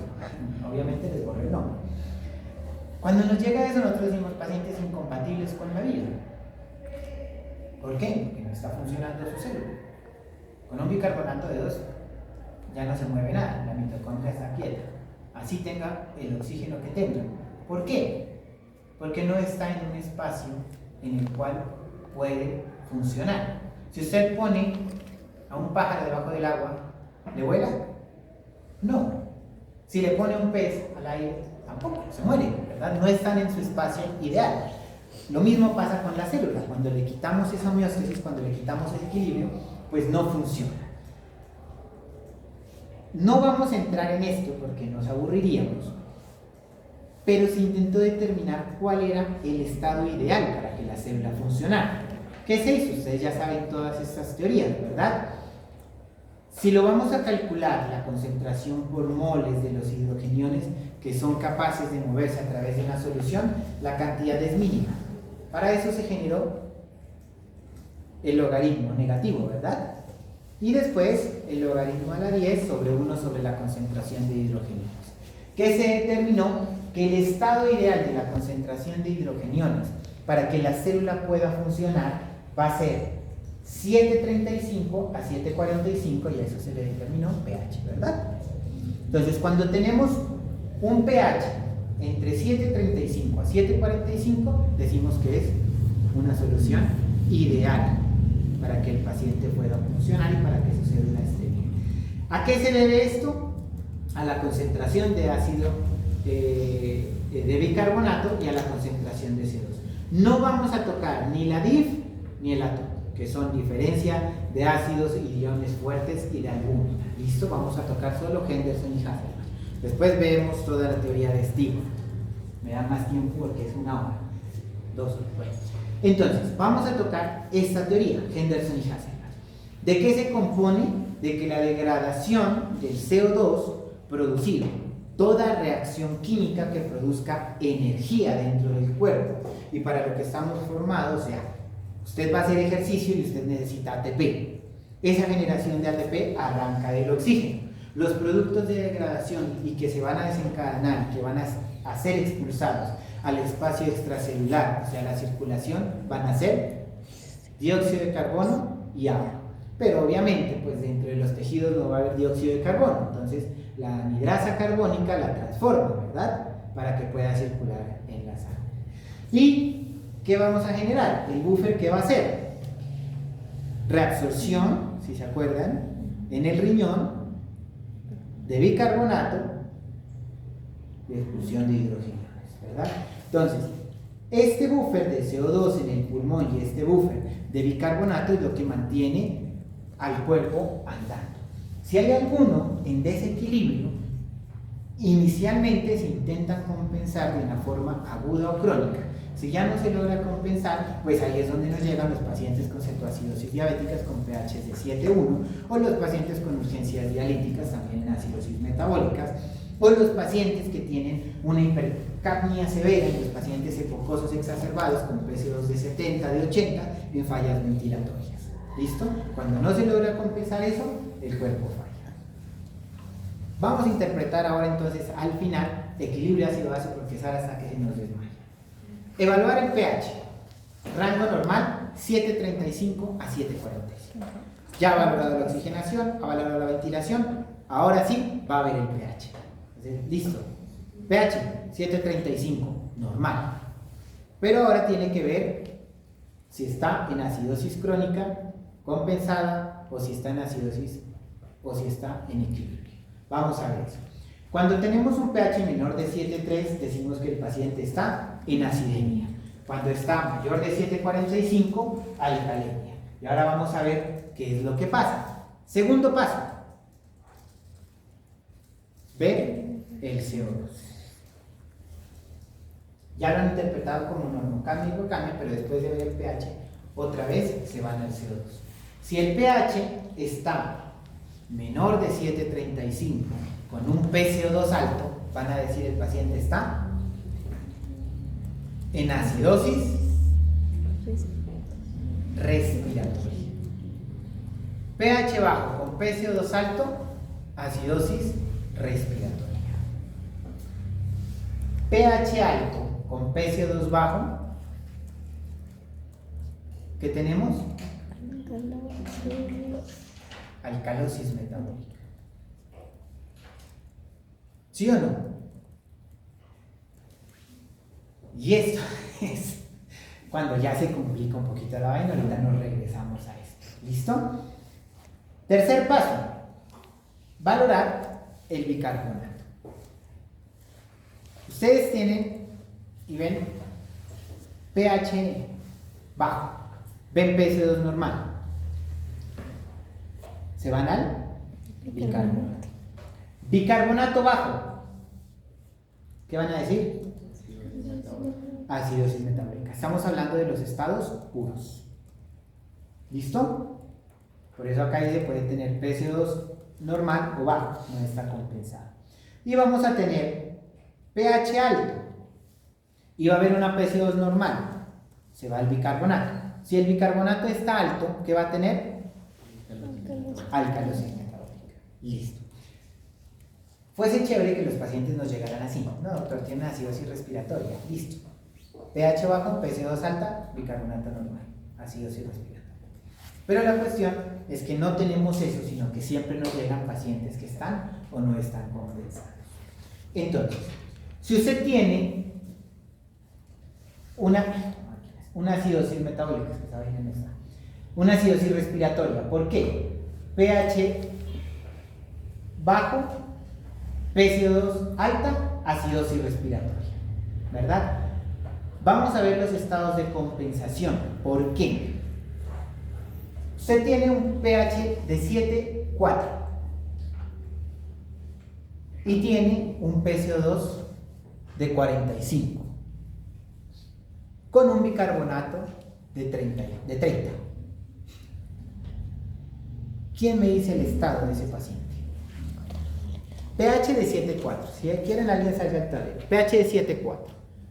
PCO2 de 45 con bicarbonato de 30.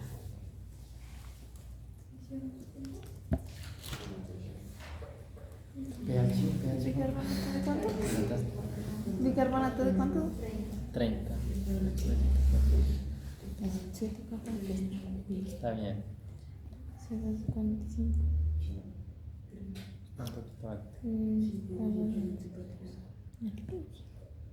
Un poquito alto. O sea, está hipercapníco. Sí.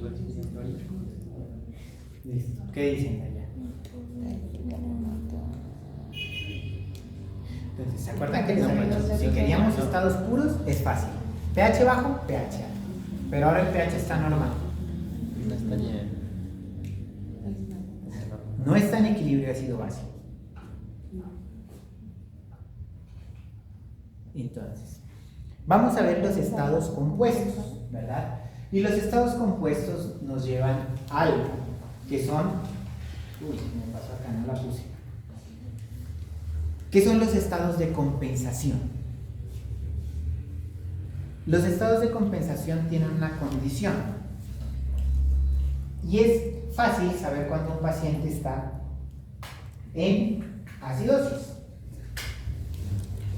Entonces, generalmente hacemos este cuadro: acidosis respiratoria. Perdón, entonces, vamos a ver aquí 4. Bueno, pH,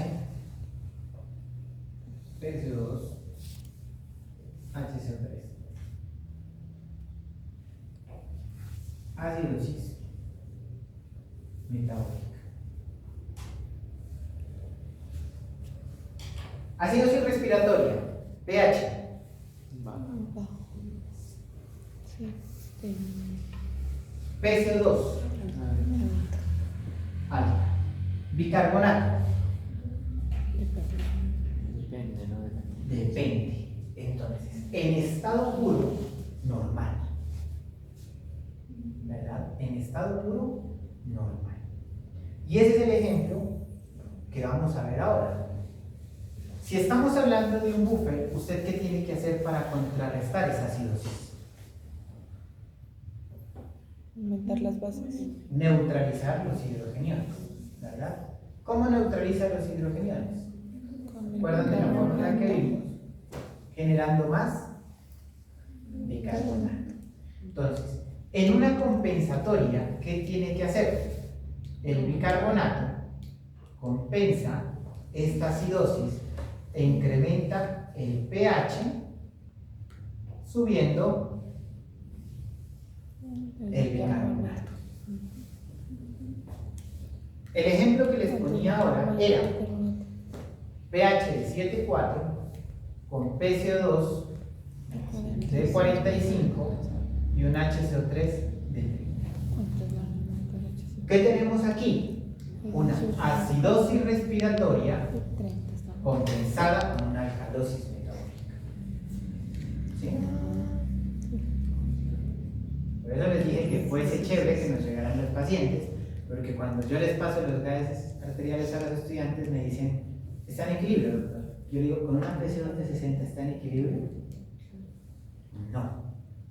¿Con un bicarbonato de 35 está en equilibrio? No. ¿Verdad? Estos son los estados fáciles de interpretar. La alcalosis, la acidosis metabólica, ¿cómo va a estar el pH? Bajo. ¿Cómo va a estar el PCO2? Normal, si es. 20. ¿Cómo va a estar el bicarbonato? Bajo. Cuando usted tiene bicarbonato bajo con pH bajo, usted dice una alcalosis metabólica. Ahora veamos este caso. Entonces, pH de 7,4 con PCO2 de 20 y bicarbonato de 14. ¿Qué tiene? ¿Está en equilibrio? No. No.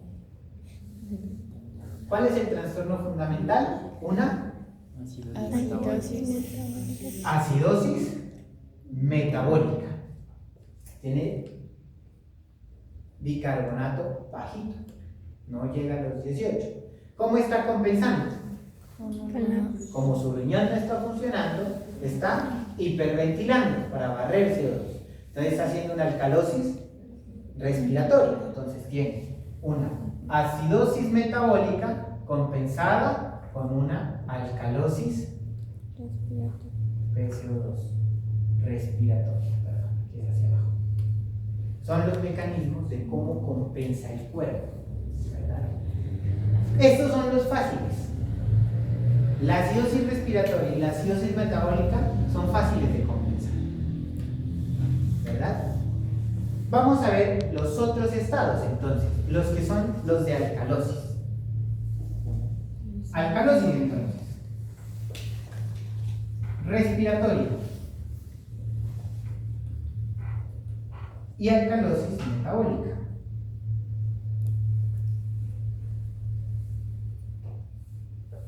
¿Qué es la alcalosis respiratoria? pH elevado. ¿A razón de qué? Disminución del CO2. De disminución del CO2. Puede estar en bicarbonato. Ahora usted tiene una alcalosis respiratoria. Usted dice, el paciente está hiperventilando. ¿Cómo compensa?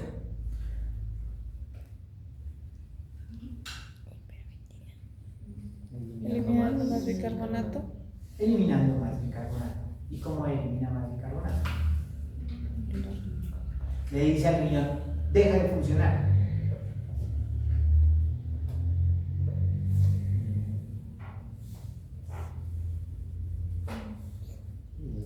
Puede disminuir la reabsorción. Depende, exactamente. Usted puede compensarlo, pero para eso hay fórmulas.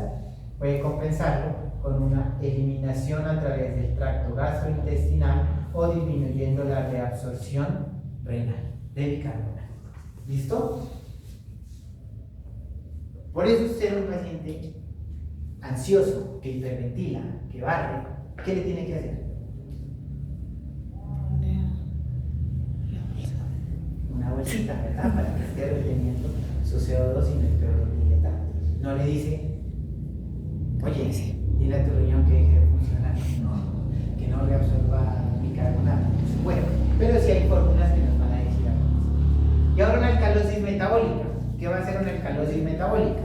Aumento del pH a razón de aumento del bicarbonato. Razones.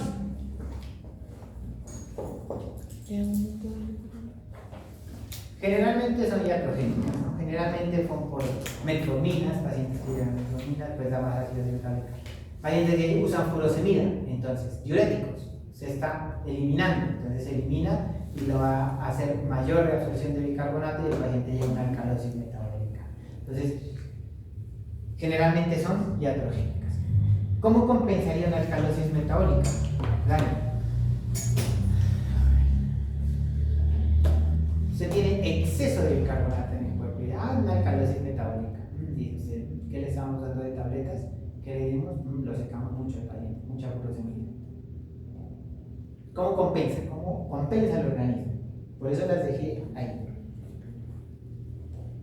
Con líquidos.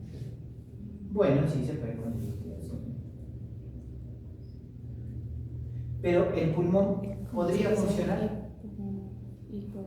Usted podría tener una alcalosis metabólica compensada ¿con qué? Hipoventilación. Con hipoventilación. ¿Por qué no, Sara?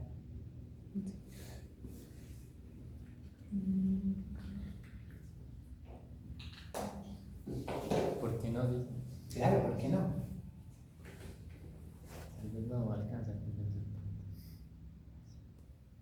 Entonces usted llega y tiene que taparle la nariz y la boca al paciente. Deje de respirar. Lo podemos hacer con ventilación mecánica, haciendo pausas y disminuyendo la frecuencia respiratoria en los pacientes que tenemos ventilados. Pero fisiológicamente no. ¿Usted cómo le dice al paciente? No respire. ¿Sí me entienden? Porque a veces nos mienten y nos dicen, doctor, tiene una alcalosis. ¿Cómo? De una le dice, está mintiendo ya, porque eso fisiológicamente no se puede. ¿Sí? Si yo le digo, compense una alcalosis metabólica con el buffer del pulmón, no se puede. Usted no va a disminuir su respiración, ¿verdad? Para retener CO2 y volverlo al estado. Generalmente son iatrogénicas, entonces ya nos toca manejarlas a nosotros y quitarle los medicamentos, ponerle líquidos e intentar compensarlas, ¿verdad? Generalmente por eso no se producen mucho, más tenemos acidosis respiratoria y acidosis metabólica. Las otras que tenemos son generadas por nosotros. ¿Listo? Por medicamentos, por intoxicaciones a veces y por estas cuestiones. En la lectura solo las compensaciones nosotros las haríamos ahí. O sea, estaríamos compensando. Depende del contexto en el que estés. Porque si me dices estás en UCI, sí. Porque mis fisios ven y dicen, no, doctor, es que tenía esto, entonces le bajamos el volumen vital, le aumentamos el volumen y bajamos la respuesta respiratoria. Ah, bueno, entonces el pH ya mejoró. ¿Sí? Por eso depende del contexto en el que estés. Pero generalmente, cuando nos llega un paciente con alcalosis metabólica, nos toca revisar todos los medicamentos que le estamos dando a los pacientes para ver cuál está produciendo alcalosis metabólica. Si está seco o no está seco, si le estamos dando diuréticos o no le estamos dando diuréticos. Todo eso tiene que ver en esos pacientes. Y otra cuestión que vamos a ver aquí dentro de la alcalosis o dentro del bicarbonato es la base exceso. ¿Qué es eso de la base exceso?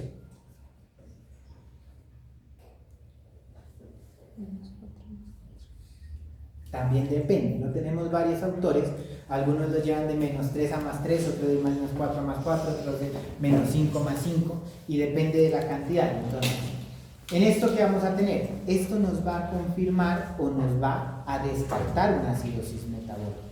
Si usted tiene una base exceso de -2 o -3, usted dice hay un déficit de base exceso.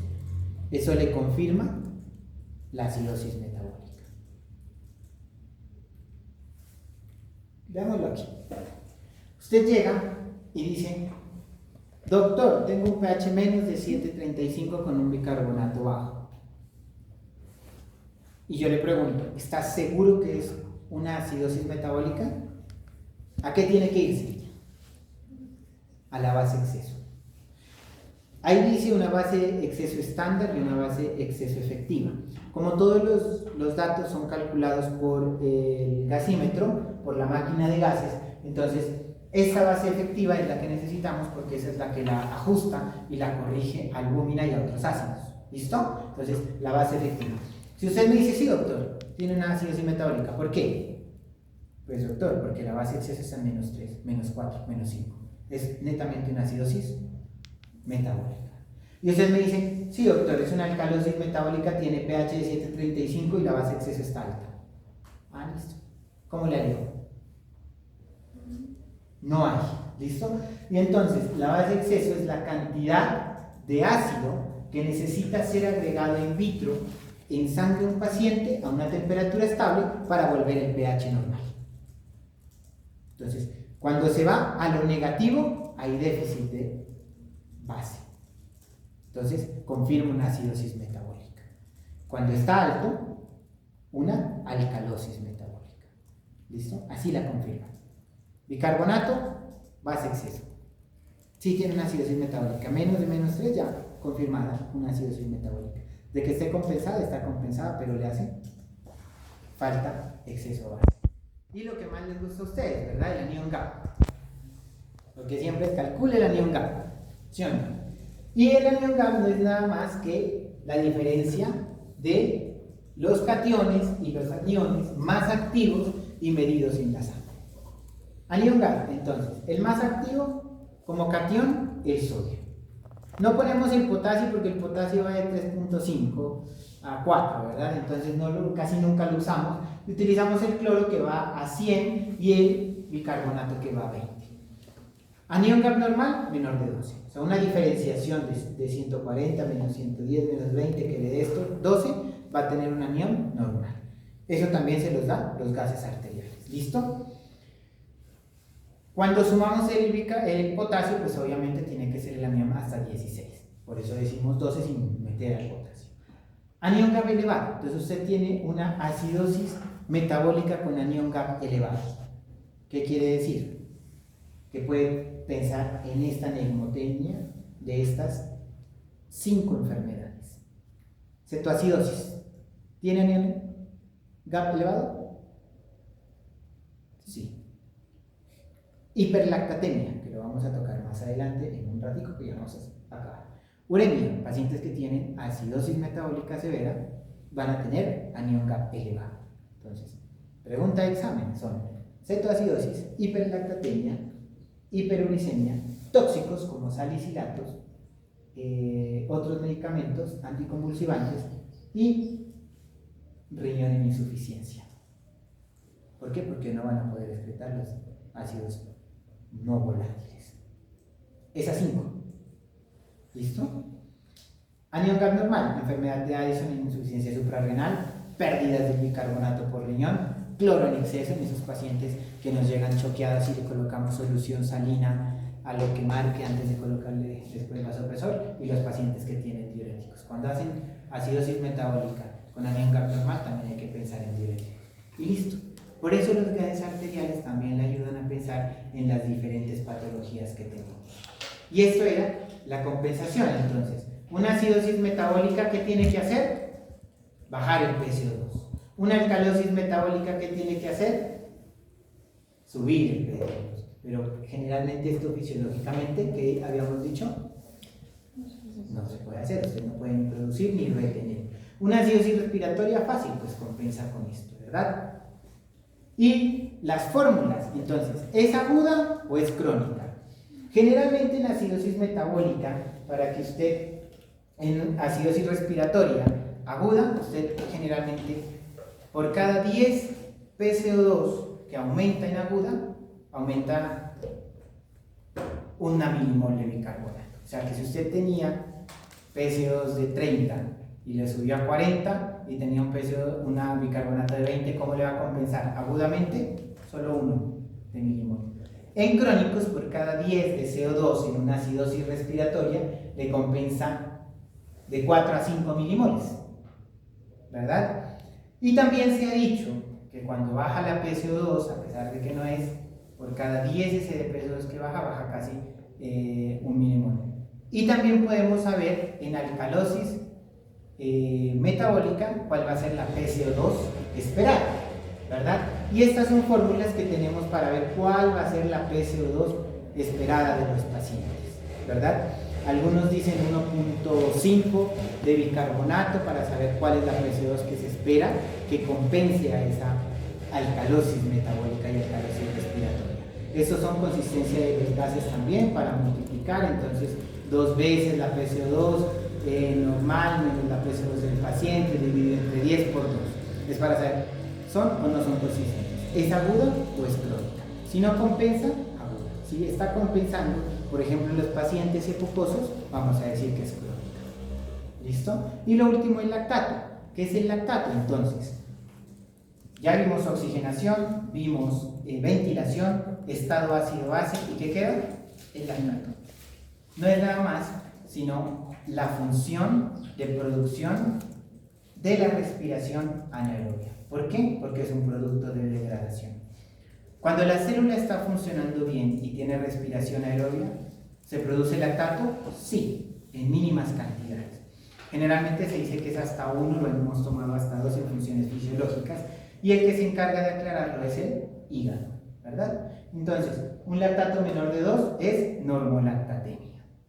Cuando ya se sube, vamos a tener hiperlactatemia.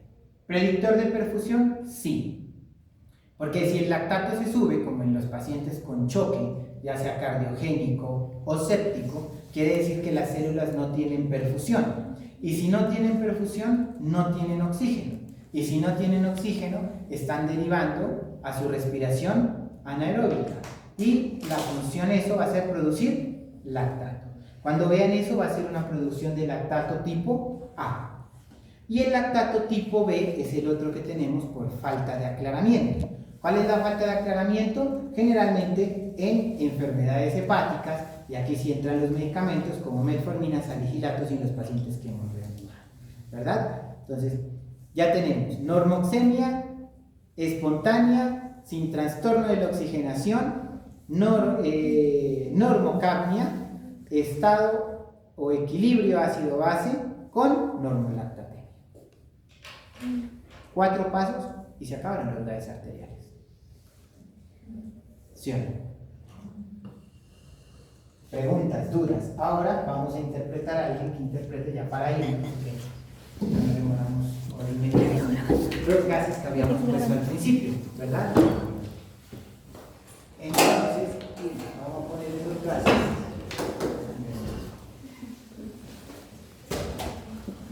Y van a interpretar el que quieran. Muy grandes estos.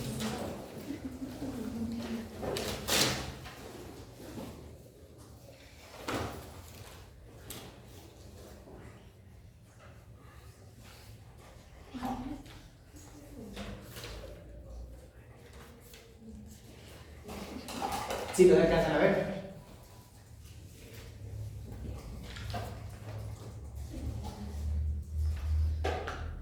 Bueno, entonces, anótenlos. pH 6.96. PCO2 de 12. PO2 de 118. Bicarbonato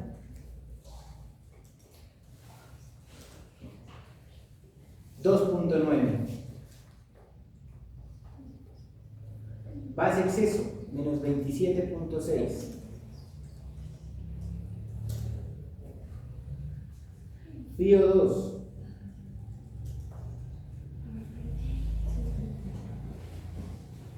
21%.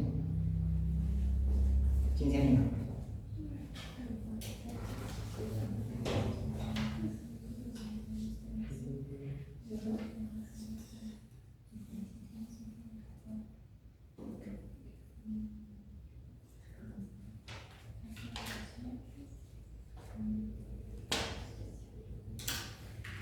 Bueno, ahí toca hacerlo de... La consistencia de los gases la habíamos hecho y eran consistentes. Ah, ok. Entonces sería un paciente.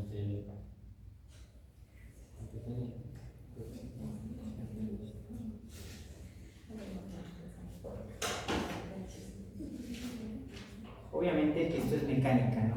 Y obviamente tiene que tener muchos gases arteriales para que los puedan interpretar. Voy a tomarle foto a muchos gases arteriales, les voy a montar una plataforma, le pongo el enlace a Dani para que puedan responder.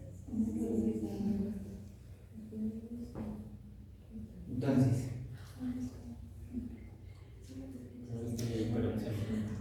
listo. Está confiado, perdón, del 24%. Hiperoxemia terapéutica.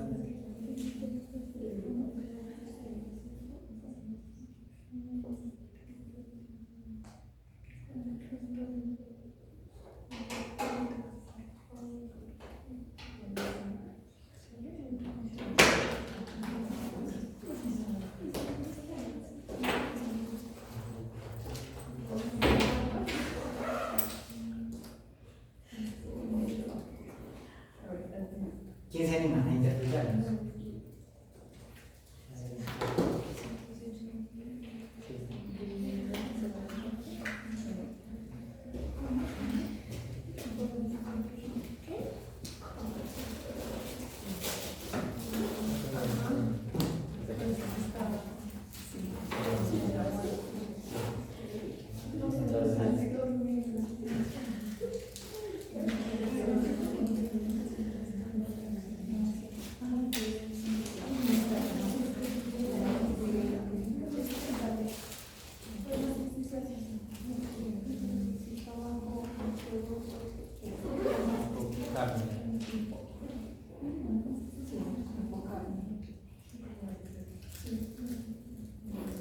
Listo.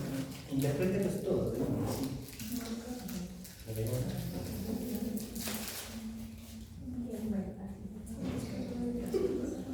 Entonces pues sería un paciente hiperoxémico, terapéutico, sin trastorno de la oxigenación, hipocárnico,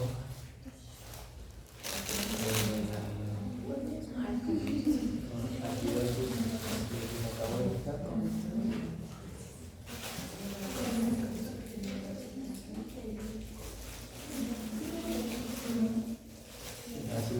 acidosis metabólica compensada con alcalosis respiratoria.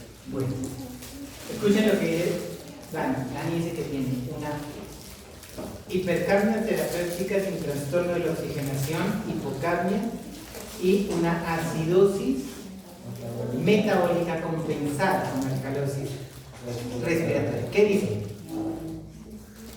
Si lo tuviesen que calificar, ¿qué le ponen? ¿Cero? ¿Qué dice? La primera parte está bien. Sí tiene una hiperoxemia, está con 118. ¿Cómo le estarán colocando oxígeno? No sabemos. Tiene una PAF casi 400, ¿verdad? Sí. O sea, tiene una hiperoxemia terapéutica con un trastorno, sin trastorno de la oxigenación, con una hipocapnia, pero el patrón principal de él es una acidosis respiratoria. No hay nada de que está compensada, el pH está en 6,9. ¿Por qué va a estar compensado? No está compensada. O sea, el paciente está en falla ventilatoria, ¿sí? Pero no está en falla ventilatoria por oxigenación. ¿Se acuerdan que eso le ayuda a ver si el pulmón está transportando oxígeno plenamente? ¿Verdad? Y el paciente está hiperventilando porque tiene CO2 en 12. Pero a pesar de que está hiperventilando, no le ayuda a compensar el pH. Entonces, ¿qué harían con el paciente? Tiene 6,9 pH. La oxigenación está buena, pero está barriendo CO2. O sea, si está barriendo CO2 y está hipocárnico, quiere decir que está hiperventilando. ventilación mecánica, hacerle pausa. Con ventilación mecánica. ¿No invasiva o invasiva? ¿Lo intubo o no lo intubo? Va a ser falla ventilatoria también. Más con ese pH de 6,9. O sea, intube. No es problema de oxigenación. Entonces, ahí usted no le va a meter oxígeno a ese paciente. Le va a controlar la falla mecánica. ¿Sí? Entonces usted lo del paciente 6,9 no está compensando, está hiperventilando, va a ver al paciente y tiene 45 de respiratorias y el pobre paciente ahí con oxigenación al 100%. No está fallando la oxigenación, ¿qué está fallando ahí? La mecánica ventilatoria, no le da para más. Entonces, hay que intubarlo, hay que darle control a esa ventilación antes de que haga falla ventilatoria y paro respiratorio, por falla mecánica. Porque si usted está hiperventilando, ¿qué pasa? Si usted se va corriendo de aquí y no está entrenado, le puede dar calambres en los músculos, ¿verdad? Y si el paciente está hiperventilando y moviendo los músculos, va a llegar un momento en que se cansa, los músculos se cansan y hace falla ventilatoria. Y está con un estado de hiperfusión. ¿No miramos el lactato ahí? ¿No miramos el lactato? No. Ay, no le sigue el lactato. Estaban 6,9. 6 superfundidos. Una acidosis metabólica y le faltó la hiperlactatemia. Un ratito que vamos a una foto de la... A ver.